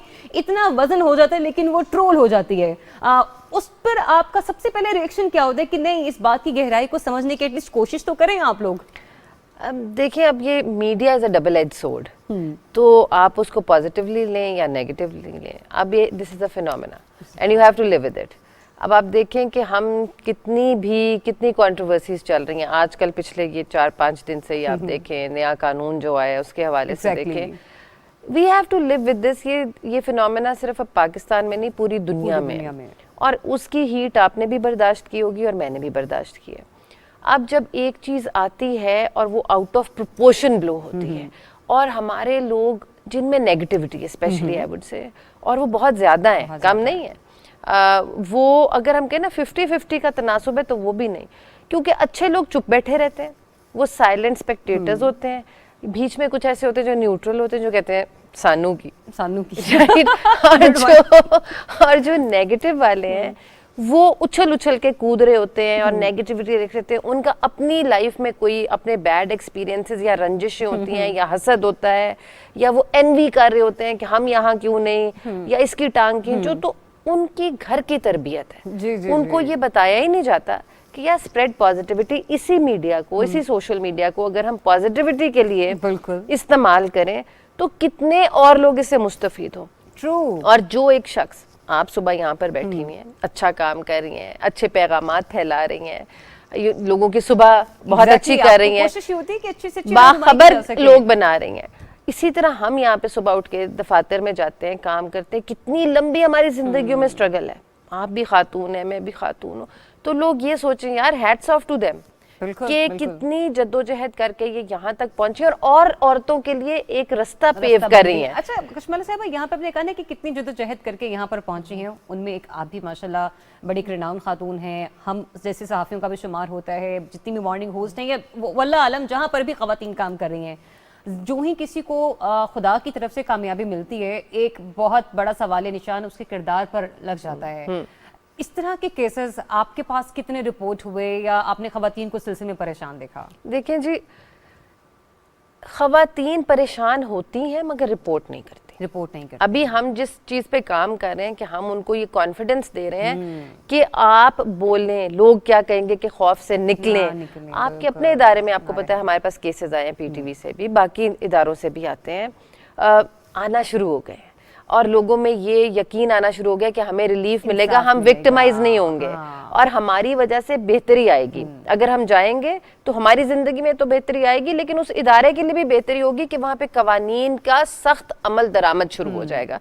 सो हैविंग सेड दैट कि it will take a bit more time, लेकिन हमने जो जद्दोजहद शुरू की है अब आवाज बन गई है, एक मुहिम भी बन गई है और अब बच्चियों को, मुझे बड़ी खुशी होती है कि बच्चियां, खवातीन जब वो आती हैं, मैं कहती हूँ ना, आंसू लेके आती हैं और मुस्कुराहट लेकर जाती हैं, तो मुझे बहुत तसल्ली होती है। एंड एज यू सेड कि president of Pakistan is a very big proponent and very big supporter for all the ombudspersons.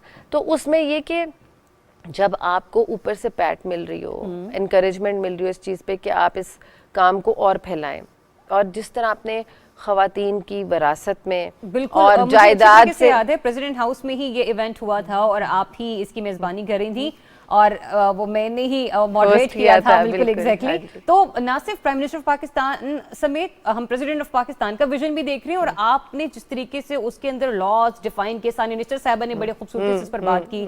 तो जरा ये बताइएगा हम यहाँ पर इस मामले पर काबू पाने में कशमाला साहबा किस हद तक कामयाब हो रहे हैं?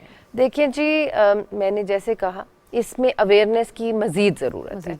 हम ऐसे शोज, ऐसे आगही के प्रोग्राम्स आए दिन करते रहे। अगर आपका 1 घंटे का या 2 घंटे का प्रोग्राम है तो कम से कम उसमें हर हफ्ते में 5 से 10 मिनट इस टॉपिक को जरूर दें, क्योंकि इस वक्त पूरा पाकिस्तान बैठ के तो नहीं है देख रहा।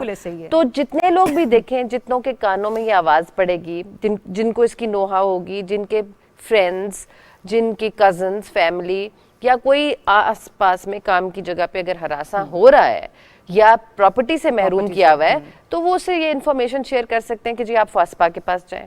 उनसे ये इन्फॉर्मेशन शेयर कर सकते हैं कि आप पंजाब ओम्बड्समैन के पास जाएं या आप केपी के ओम्बड्सपर्सन के पास जाएं। तो इस सिलसिले के अंदर हमें आगही मिल के फैलानी है। We have to work as a team. एक अकेला बंदा क्या कुछ कर सकता है। तो हम सारी जिम्मेदारी किसी एक पे शिफ्ट करने के बजाय ये समझें कि हमारे पे भी तो जिम्मेदारी है। हम भी तो इस मुल्क का, इस नेशन का हिस्सा है और मिल के हम काम करें, सिर्फ अपने लिए नहीं, औरों को भी इस मुहिम में साथ जुटाएं। नाउ हमारा जो इदारा है वफाकी मोतसिब बराए इंसदाद हरासियत, उसके अंदर हम उसको फस्पा कहते हैं। हमारी तमाम तर इंफॉर्मेशन जो है, हमारी आप वेबसाइट खोलें www.faspa.gov.pk, उसके ऊपर आपको ऑनलाइन कंप्लेंट से लेके एक मेथड बताया है किस आप किस्म किस के तरह लोग से कर उसका केस सकते हैं, पर्सन किया आप हमें जाएगा, कैसे, follow और किया 2 जाएगा। महीने में हम फैसला करें। ओ ये बड़ा अच्छा है कि 2 महीने के अंदर अंदर फैसला होता है, क्योंकि हमारे यहाँ मामलात ऐसे होते हैं कि केसेस बहुत ज्यादा इल्तवा का शिकार रहते हैं, खातून भी फिर क्या कहते हैं मेंटली तौर पर परेशानी का शिकार रहती है। अच्छा कश्मीला, ये वो तो कहते हैं ना cases है justice delayed is justice denied, Denied। कि अगर आप देर करेंगे किसी को इंसाफ देने में तो उसको उस वक्त जो अफादियत चाहिए वो उसका टाइम बिल्कुल खो खत्म हो जाएगा। तो इसलिए 2 महीने में चाहे प्रॉपर्टी के केसेस हैं और चाहे हरासमेंट के Harassment के केसेस हैं। cases हाँ हैं। जी। अच्छा कश्मीला, इसमें तो कुछ ऐसे केसेस हैं ना जो आपके पास आ गए, लेकिन बहुत ज्यादा तादाद में केसेस वो हैं जो आपके पास आते ही नहीं हैं। आपको उसकी वजह क्या लगती है? खवातीन डर जाती हैं या खवातीन के साथ सुलूक ऐसा किया जाता है कि उनको लगता है कि उनके सपोर्ट के लिए, उनके बैक के लिए कोई पीछे खड़ा नहीं होगा? आपने दुरुस्त कहा, जो मैंने आपसे बात की, खवातीन इस खौफ में मुब्तला रहती हैं कि we will lose our job और वी विल बी विक्टिमाइज्ड, बिल्कुल कि अगर हमने शिकायत लगाई या हमने अपने खौफ का या हैरेसमेंट को रिपोर्ट किया, इस ग्रुप से मैं खुद भी लेकिन गुजर चुकी हूं। हाँ, ये बहुत हर खातून, देखिए कोई मैं नहीं समझती ऐसी खातून है जो हैरेसमेंट से नहीं गुजरी। हमने सिर्फ हैरेसमेंट को डिफाइन करना में जो कदगन की, और हमारे घर वाले या जो सीनियर्स पास बैठे होंगे वो आपको कहेंगे इग्नोर। हमें ये नहीं कहते कि आवाज उठाओ, गो एंड रिपोर्ट। आपके हर इदारे में सेक्सुअल हैरेसमेंट कमेटी का कयाम होना लाजिम है, ठीक है। अच्छा, उसमें 3 मेंबर्स की कमेटी होती है, 2 मर्द और 1 औरत, या 2 औरतें और 1 मर्द, इट कैन, लेकिन तीनों मर्द और तीनों औरतें नहीं हो सकती। आप पहले अपनी इदारे के कमेटी के पास जाइए, वो आपको महीने के अंदर, आपको याद है वो MAO कॉलेज लाहौर वाले जो एक प्रोफेसर ने खुदकुशी कर ली थी, जी। वो इसलिए कि दैट वाज डिलेड, उनकी अपनी कोई पॉलिटिक्स चल रही थी, हाँ जी। उसके ऊपर उनको वो विक्टिमाइज कर रहे थे और उन्होंने, कमेटी ने फैसला नहीं सुनाया। सो नाउ आप अगर महीने में आपकी कमेटी फैसला नहीं सुनाती, आप फॉस्पा से रिजू करें कि जी हमने उधर अपना किया था, कंप्लेंट की थी और अभी तक फैसला नहीं आया। सेकेंडली, वहां के अगर आप फैसले से मुत्तफिक नहीं तो अपील में हमारे पास आए। You have the right to come in appeal to FOSPAH. FOSPAH के आप अगर डिसीजन से मुत्तफिक नहीं है तो आप प्रेसिडेंट ऑफ पाकिस्तान को कर सकते हैं। नाउ खवातीन किस चीज से घबराती हैं? खवातीन कहती हैं हमें वकील करना पड़ेगा, पैसे देने पड़ेंगे, कोर्ट कचहरी जाना पड़ेगा, फिर इट्स अ मैन्स वर्ल्ड। और हमारे यहाँ पर कोर्ट कचहरी जाने वाली खवातीन को बड़ा मायूब समझा जाता है। अच्छा, अब उसको कहते हैं you are a trouble maker ना, ये तो इदारे में कोई ट्रबल मेकर है। Now this all is a wrong concept. ना आपको वकील करने की जरूरत है, ना आपको पैसे खर्च करने की जरूरत है। अगर आप फॉस्पा के पास आते हैं या मोतसबीन के पास आते हैं, आपको किसी किस्म के पैसे खर्चने की जरूरत नहीं। 2 महीने में आपका इंसाफ है, आप खुद अपना केस प्लीड कर सकते हैं और सिर्फ आपने क्या करना है, हिम्मत करनी है। मैं हैरान हूँ और परेशान हूँ कि मैं उस वक्त आपके पास क्यों नहीं है। आप अभी भी आ सकते हैं because there is no time limit. अच्छा, there is no time limit. आप, अच्छा दूसरी चीज कि जो खवातीन के पास मैसेजेस आते हैं जो सोशल मीडिया के, मैं अभी जरा आपसे पूछने आ रही हूँ, रिसेंटली आपने एक और जगह इंटरव्यू दिया है एक मॉर्निंग शो में, और आपने कहा कि जो गुड मॉर्निंग मैसेजेस हैं वो हैरासमेंट के जुमरे में आते हैं। जरा ये बताएं कि खवातीन को मैसेज आ रहे हैं वो तो हैरासमेंट के जुमरे में है, अगर खवातीन किसी मर्द को कर रही है तो वो भी हैरासमेंट में आएंगे? देखिए जी, ये कानून सिर्फ खवातीन के लिए नहीं है, ये मर्दों के लिए भी है, ये ट्रांसजेंडर्स के लिए भी है। Okay, very good. This is for everyone. Harassment, कोई भी हैरेसमेंट का मुर्तकिब हो रहा है तो they can come to us. लेकिन however 99.9% it's women who are facing harassment। अच्छा, अब ये कि एक और बड़ा इंटरेस्टिंग लोग सवाल करते हैं, जिस दिन से मैं मोतसिब बनी उस दिन से, कि वो खवातीन जो है ना वो इस कानून का मिसयूज भी करती हैं या झूठ भी बोलती हैं। आप यकीन, आपके पास एविडेंट है तो कैसे झूठ बोलेंगे? नहीं, कई हर केस में एविडेंस तो नहीं होता ना। ये भी है। It is one person against the other, और आप एक बंद कमरे में बैठे हैं और वो उनको बुला के आपके कुछ सीनियर हरासा करें, चाय पे चलो या मेरे साथ खाना खाने चलो या मेरे साथ फंस जाओ, इस तरह की गुफ्तगू जो कर रहे होते हैं, तो उस वक्त आपका ना CCTV भी कई दफा नहीं लगा होता, और it's your word against the other persons word, तो you we have to determine the facts of the case. तो उसके अंदर आप किसी की प्राइवेट स्पेस इन्वेड कर रहे हैं, आप एविडेंस विटनेसेस रखिए, आप बाहर आके शेयर कीजिए अपने कॉलीग्स के साथ कि मेरे साथ ऐसा हुआ, किसी अपनी बेस्ट फ्रेंड के साथ शेयर करें, घर वालों के साथ शेयर करें, आप रिपोर्ट करें। अच्छा, हम उनको विक्टिमाइजेशन से भी बचाते हैं। After reporting we keep a track of their job कि कहीं बाद में इनको ट्रांसफर तो नहीं कर दिया गया, डिमोट तो नहीं कर दिया गया, निकाल तो नहीं दिया गया। तो ये चीज़ का फौसपा उसके बाद भी ख्याल करता है कि ख़वातीन अपनी जॉब के ऊपर बाद में विक्टिमाइज ना हो। अच्छा कशमाला, कल नूर मुकद्दम केस का फैसला होने वाला है, क्या एक्सपेक्टेशंस रखती हैं आप जुडिशरी की तरफ से भी? क्योंकि कानूनी फैसला हम उस पर ऑब्जेक्टिफाई तो नहीं करेंगे किसी भी सूरत में, जो भी फैसला आएगा, लेकिन जिस किस्म की एविडेंस पूरा पाकिस्तान उसकी नज़रें उसके ऊपर हैं और किसी की भी नज़रों से वो चीज़ ओझल नहीं हो सकती।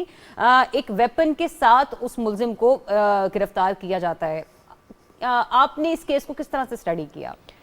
कल देखेंगे जब फैसला आएगा तो। कल लेकिन देखेंगे। मैं आपका जवाब पहली बात का दे दूं, जो आपने कहा कि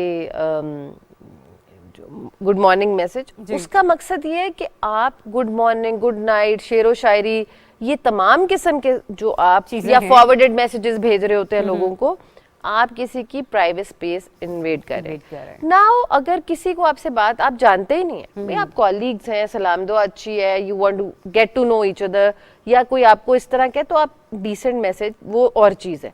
किसी अननोन पर्सन को आप स्टॉक कर रहे हैं, साइबर स्टॉकिंग किसी भी सोशल मीडिया के ऊपर, उसके अलावा आप किसी, ये जो पाकिस्तान लाहौर वाला वाकया हुआ था, जी मीनारे पाकिस्तान वाला, अच्छा अब हम कवानीन, वो वाला वाकया मोटरवे पे जो जाती वाला अब ये सारी जगह जो हैं वो हमारे कानून के अंदर आ गई हैं कि वहाँ पे किसी ओपन स्पेस में भी, मोटरवे पे भी कोई ऐसा हादसा हो तो उसको हम देख सकते हैं, सजाएं सख्त हैं, हम नौकरी से निकाल सकते हैं, हम कैद करा सकते हैं, हम डिमोट कर सकते हैं, उनकी सैलरीज रोक सकते हैं, हैवी फाइन कर सकते हैं। तो ये आसान काम भी नहीं है, but we are doing it. और मैं समझती हूँ कि हमने बड़े सख्त फैसले भी लिए, बहुत सारे लोगों को नौकरी से निकाल चुके हैं। एक बैंक के हमने सीईओ और सीएफओ को बरतरफ करवाया। हाँ जी बिल्कुल। इसी तरह एक डीआईजी साहब थे, उनको बरतरफ किया। फिर उसके बाद अभी एक और डीजी साहब थे, तो ग्रेड 20 ये बहुत ही खूबसूरत तरीका है। बल्कि मैं दोबारा से चीज़ को इंडोर्स करूंगी कि फौसपा के ज़ेरे इंतज़ाम जिस तरीके से कशमाला साहब इसे लीड कर रही हैं, अगर वो खातून जो समझती है कि वो वकील नहीं करवा सकती, उसके पास पैसे नहीं हैं, तो ये यहाँ पर आपको प्रॉपरली जो है वो गाइड करेंगी और 2 महीने के अंदर अंदर आपके केस का फैसला हो जाएगा। यहाँ पे ये कह लीजिए कि बाजू का सुलह सफाई करके ऑफिस में बात वहीं की वहीं दबा दी जाती है, और फिर हम देखते हैं कि उसके बावजूद जब सामने वाले जानता है कि मैनेजमेंट ने मुझे कुछ नहीं कहा, वो मजीद और ज्यादा हावी हो जाता है। औरत मार्च आ रहा है कशमाला, विमेंस डे हम बड़े भरपूर अंदाज से सेलिब्रेट करते हैं, और इंशाल्लाह मैं खुद भी किसी न किसी औरत मार्च में जरूर पार्टिसिपेट करूंगी जो इस्लामाबाद में इनॉग्रेट किया जाएगा। किसी मार्च की नुमाइंदगी आप ही करेंगी? नहीं, आप नहीं। मैं एक ऐसे ओहदे के ऊपर हूँ जहाँ पे मैं समझती हूँ कि हमारी रोज औरत मार्च हो रही होती है। अरे जबरदस्त। तो मैं समझती हूँ हर दिन औरत का दिन। लेकिन यहाँ पर पिछले दिनों से एक बड़ा अहम नुक्ता ज़ेरे गौर है, हिजाब वाला मामला, मुस्कान वाला मामला। और हमने देखा कि चाहे ऑपोजिशन जमाते हों या फिर हुकूमत हो, एक ये भी स्टडी आ रही थी कि आप इसको हिजाब डे से जो है मैं आपको यही बताने लगी हूँ। देखिए जी, हम औरत को, चाहे वो गांव की औरत है, चाहे शहर की औरत है, चाहे एम्पावर्ड वुमन है, चाहे वो घरेलू औरत है, हम सबको सपोर्ट करते हैं क्योंकि हम सब खवातीन हैं। हमारे लिए हर दिन औरत मार्च है। जब हम घर से निकल के मार्च करके ऑफिस जाते हैं तो वो हमारी मार्च है। सो हमारी जद्दोजहद जो है वो हर दिन की जद्दोजहद है। हम तो हर रोज आपके साथ टीवी चैनल्स पे अपने दफ्तर में बैठ के, मैं तो औरतों के हकूक की बात कर रही होती हूँ। डेली मार्च हो रहा है। तो मेरा तो मार्च तो every day I'm marching for my women. तो देखें, we are the flag bearers. We want more women to come forward. I believe in teamwork. मैं समझती हूँ कि एक कोई चांद या सितारा नहीं होता आसमान में. It's a galaxy of smart women. तो that is what we want. And अगर ये इसको देखें, मेरा point of view क्या है कि हम इसको controversial ना बनाएं। मुझे भी लग रहा है मुतनासिब हो जाएगा इस दफा। नहीं, हर दफा होता है। मैं समझती हूँ बहुत बहादुर ख़वातीन हैं हमारी जो मार्च पे भी जाती हैं, जो ये सारा काम करती हैं, लेकिन जो हिजाब वाली हैं वो भी हमारी ख़वातीन हैं, जो उनको भी हमने साथ लेके हमने फ्रेगमेंटाइजेशन नहीं करना, हमने मेन अगेंस्ट वुमेन नहीं खड़ा करना, हम दोनों मुआशरे का हिस्सा है, मर्द भी और औरत भी। हमने दोनों को, वो जो कहते हैं ना साइकिल के दो पहिए हैं, हमने एक पहिए के बगैर दूसरा पहिया ऑपरेशनल नहीं है।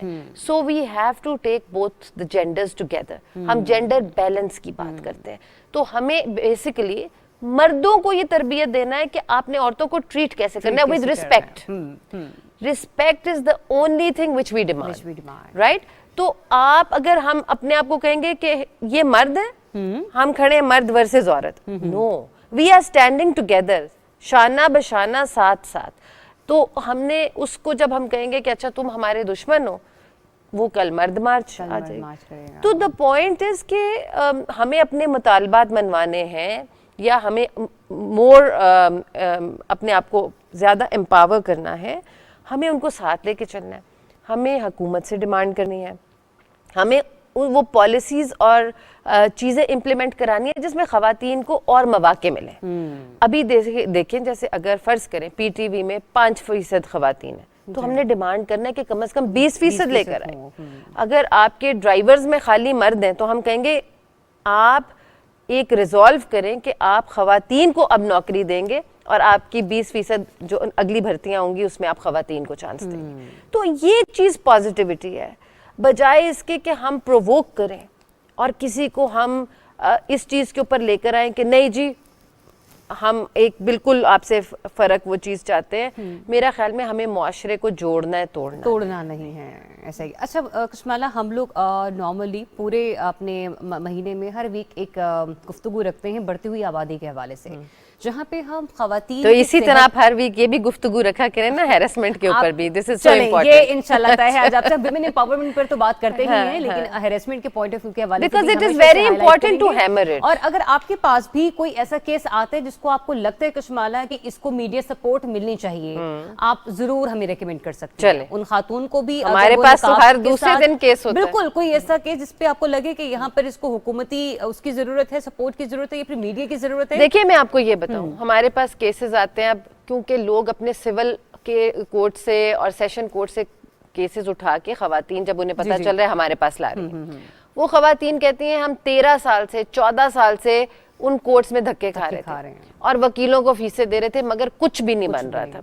अब आपने जो अभी पहले नूर मुकद्दम केस का जिक्र किया, देखते हैं ना क्या फैसला आता है। लेकिन ये मार्च जो हम बात कर रहे हैं, ये हमारे हकूक की We'll take a definitely comment on this, इंशाल्लाह, जैसे कल ये फैसला मैं आपसे ये कह रही हूँ कि देखिए this is what everybody is looking at, कि ये तब्दीली है, ये सेंसिटाइजेशन है। व्हेन एवरीथिंग इज देयर, तो कानून अब क्या कर? वी प्राउडली से कि we go a mile extra for the women, ठीक है? अगर हम सबको कहते हैं आप मैसेजेस सेव करें, आप एविडेंस रखें, आप आवाज़ रिकॉर्ड करें, आप ज़रूर ये इस किस्म की चीज़ें, आप विटनेसेस लेकर आएं। बिल्कुल ऐसे ही है। हम उनको इन चीज़ों के ऊपर, कई जगहों पे नहीं भी होता, लेकिन आप फिर देखते हैं, एविडेंस देखते हैं, आप उसको मंतक तक पहुँचाते हैं। एक आपको बड़ा मशहूर केस याद होगा, मुख्तार माई का। जी जी बिल्कुल। क्या हुआ था? किसे सबके सामने है, सारे छूट गए, गैंग रेप हुआ और फिर वो खातून के जितने वो लोग थे वो छूट गए। तो मैं इसीलिए I didn't want to comment. तो कल तक के फैसले का आप भी वेट करिए, हम भी वेट करते हैं। मैं ये कह रही हूँ कि it's a sensitive issue and बड़ी लोगों की उम्मीदें और तवक्कुआत हैं। बिल्कुल, ये एक ऐसा फैसला होगा कशमाला कि जो हमारे मुआशरे में ख़वातीन के हवाले से ना एक ठोस बुनियाद रखेगा, उनके हकूक के हवाले से। और फिर हम देखेंगे कि ये तो लर्जा देने वाला वाकया है। अच्छा, मैं आपसे आ रही थी उस पॉइंट की तरफ कि हम बढ़ती आबादी का जब जिक्र करते हैं तो हम कहते हैं कि माँ और बच्चा, उसकी सेहत बड़ी मानी लगती है। एक बड़ा कॉन्सेप्ट है कि आपके यहाँ अगर 3 बच्चियाँ बेटियाँ पैदा हो गई तो जब तक बेटा पैदा नहीं होगा तो लाइन लगती रहेगी। वहाँ पर भी ख़वातीन के हकूक बहुत ज़्यादा मुतासिर हो रहे हैं। गुज़िश्ता 2 रोज़ पहले हमारे पास एक डॉक्टर साहब आए हुए थे, उन्होंने कहा कि जब हम लोग ये कहते हैं ना कि मियाँ बीवी साइकिल के 2 पहिए, जिसका हवाला आपने भी दिया और मैंने भी उस रोज यही बात की थी, उन्होंने कहा कि हमारे यहाँ एक सर्जरी होती है कि जहाँ पर खवातीन मतलब नेक्स्ट बेबी प्रोड्यूस नहीं कर सकती। बिल्कुल वही सर्जरी एक आदमी में भी हो सकती है, लेकिन हमारे आदमी और हमारे मर्द हजरात को ना उस सोच की तरफ ले जाया जाता है, ना ही वो कभी इस पर बात करते हैं। तो आपको लगता है कि बराबरी की सतह पर दोनों तरफ से हमारे मुआशरे में ये बेदारी, ये शऊर भी आगाह होना चाहिए? बिल्कुल होना चाहिए। देखिए जी, अब आप ये देखें कि आप तो वो एक ऑपरेशन की बात कर रहे हैं, जिसको आई थिंक नसबंदी कहते हैं। जी बिल्कुल, ठीक है। और उसमें जब हम ये बात कर रहे हैं, लोग पोलियो के कतरे नहीं पिला रहे कि कहीं बच्चे पैदा होने से ना रुक जाए। हाँ। लोग, आपको याद है कि ये जो वैक्सीनेशन थी कोरोना की, हाँ जी, वो नहीं लगा रहे थे और उनका खदशा ये था कि शायद इसके बाद तो ये देखिए, ये सारी चीजें तालीम से मंसूब है, तरबियत से मंसूब है। हम जब ये कहते हैं कि अच्छा सफाई करना, घर का खाना पकाना सिर्फ खातून का काम है, मर्द का नहीं है, नहीं हम ये क्यों नहीं अपने बच्चों को सिखाते कि हाथ बटाओ, शाना बशाना ठीक है, अगर वो खाना पका रही है तुम बर्तन धो लो बेटा, बहन की हेल्प कर लो, ठीक है। तो ये जब उनको हम परवरिश कर रहे हैं, स्कूल में जा रहे हैं, तो तभी सेंसिटाइज करें इन चीजों से कि आपकी मर्दानगी कम नहीं होती, आपका माचोइज्म कम नहीं होता, तो आपकी इज्जत बढ़ेगी अगर आप बहन की मदद करोगे। तो ये नहीं कि बहन को आप कहें कि उर्दू मीडियम स्कूल में पढ़ ले और बेटा है तो इसने आगे हमारी नस्ल का सिलसिला चलाना है तो इसको इंग्लिश मीडियम में पढ़ा दें, आप एडमिशन लेकर देते हैं। ये जो तफरका है, ये जो तरबियत है, ये हमारे घर से शुरू की। और मेरी बात सुने, आप बेटी नहीं है और मैं बेटी नहीं है, हमने कौन सा ऐसा काम नहीं किया जो बेटे बिल्कुल ऐसा ही है, बिल्कुल ऐसा ही है। मैं तो समझती हूँ हमने मर्दों से बढ़ के काम किया और बल्कि हमने अपनी बहादुरी आई थिंक ज्यादा प्रूव की है कि हमने तो लोगों की ये जो तल्ख जुबानें हैं वो भी बर्दाश्त की हैं, क्योंकि जब एक औरत एक ग्लास सीलिंग तोड़ती है और एक क्लीशे तोड़ती है तो वो बर्दाश्त भी मुश्किल से हो रही होती है। हमने कितनी ऐसी चीजों के ऊपर अल्लाह की मदद से बेशक सही ये यहाँ तक पहुंचे, साथ छोड़ जाते हैं। मुझे आज भी याद है, मेरे दोस्त मुझे ये कह रहे थे कि ज़रियाब देखो अभी मीडिया का करियर पड़ा हुआ है, अभी तुमने आगे भी नौकरी करनी है, अगर तुम थोड़ी कंट्रोवर्शियल हो जाओगी तो शायद तुम्हें किसी मीडिया हाउस में जॉब नहीं मिलेगी, but thanks to Pakistan television news जिसने मुझे मौका दिया। देखिए जी, इसी तरह एक दो और एंकर्स हैं जिन्होंने रिपोर्टिंग की थी, बिल्कुल थोड़ी उनको वो शुरू में था, उनको दिक्कत आई, लेकिन अब उन सबको जॉब्स मिल गई हैं। तो ये कि इस चीज से वो कहते हैं ना घबराना नहीं है कि बेसिकली आपको पहले दिक्कत आएगी, लेकिन अब जब राह हमवार होगी तो अब वो दिक्कत भी नहीं आएगी। जिन हैरेसमेंट से, जिन गंदे अल्फाज से, ये जिसकी बात मीडिया पे आजकल रोज हो रही है, डेफेमेशन, औरतों के ऊपर डेफेमेशन, ये एक एवोल्यूशन का प्रोसेस है। At least I am so happy कि people are talking about it. चलो हमारी दफा सेंसिटाइज नहीं थे, किसी और के ऊपर सेंसिटाइज हो गए, मगर औरतों की इज्जत की बात तो शुरू हुई कि क्या औरतें जब काम करने भी निकलती हैं उनको तो डबल चैलेंज है। ट्रू। जिस तरह के हैशटैग्स इस्तेमाल हो रहे होते हैं कशमाला, यकीन जानिए कि आप अगर मुदल्लिल गुफ्तगू नहीं कर सकते तो आप किरदार कुछ क्यों कर रहे हैं? नहीं, असल बात ही यहाँ पे होती है कि जब मैंने ये देखा अपने करियर में कोई, और मुझे सबसे अफसोस ये होता है जब खवातीन के लिए ऐसी बात, बिल्कुल सबसे ज्यादा अफसोस इस चीज पे कि women should be strength for each other. किसी से सुनना ही नहीं चाहिए कि यार उस खातून के बारे में मैं नहीं बात सुनना चाहती, मैं भी एक खातून हूँ, लेकिन अफसोस ये होता है कि जब खवातीन की किरदार कशी करें।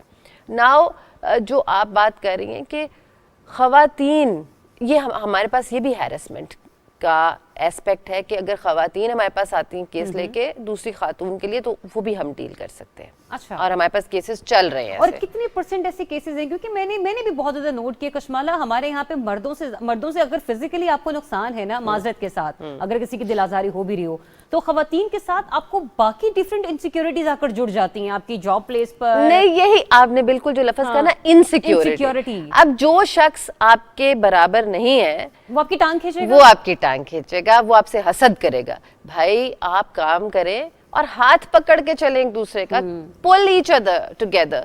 आपके नसीब में जो अल्लाह ताला ने फेम, जो आपके नसीब में रिज्क लिखा है, वो कोई कम नहीं कर सकता। किसी को पुल करने से आपको दुआ मिलेगी, आपके रास्ते में कोई रुकावट नहीं आएगी। ये मेरा बड़ा स्ट्रॉन्ग फेथ है। तो आप हेल्प करें लोगों की। खवातीन की दुश्मन जब निकल कर आती है तो ज्यादा दुख होता है।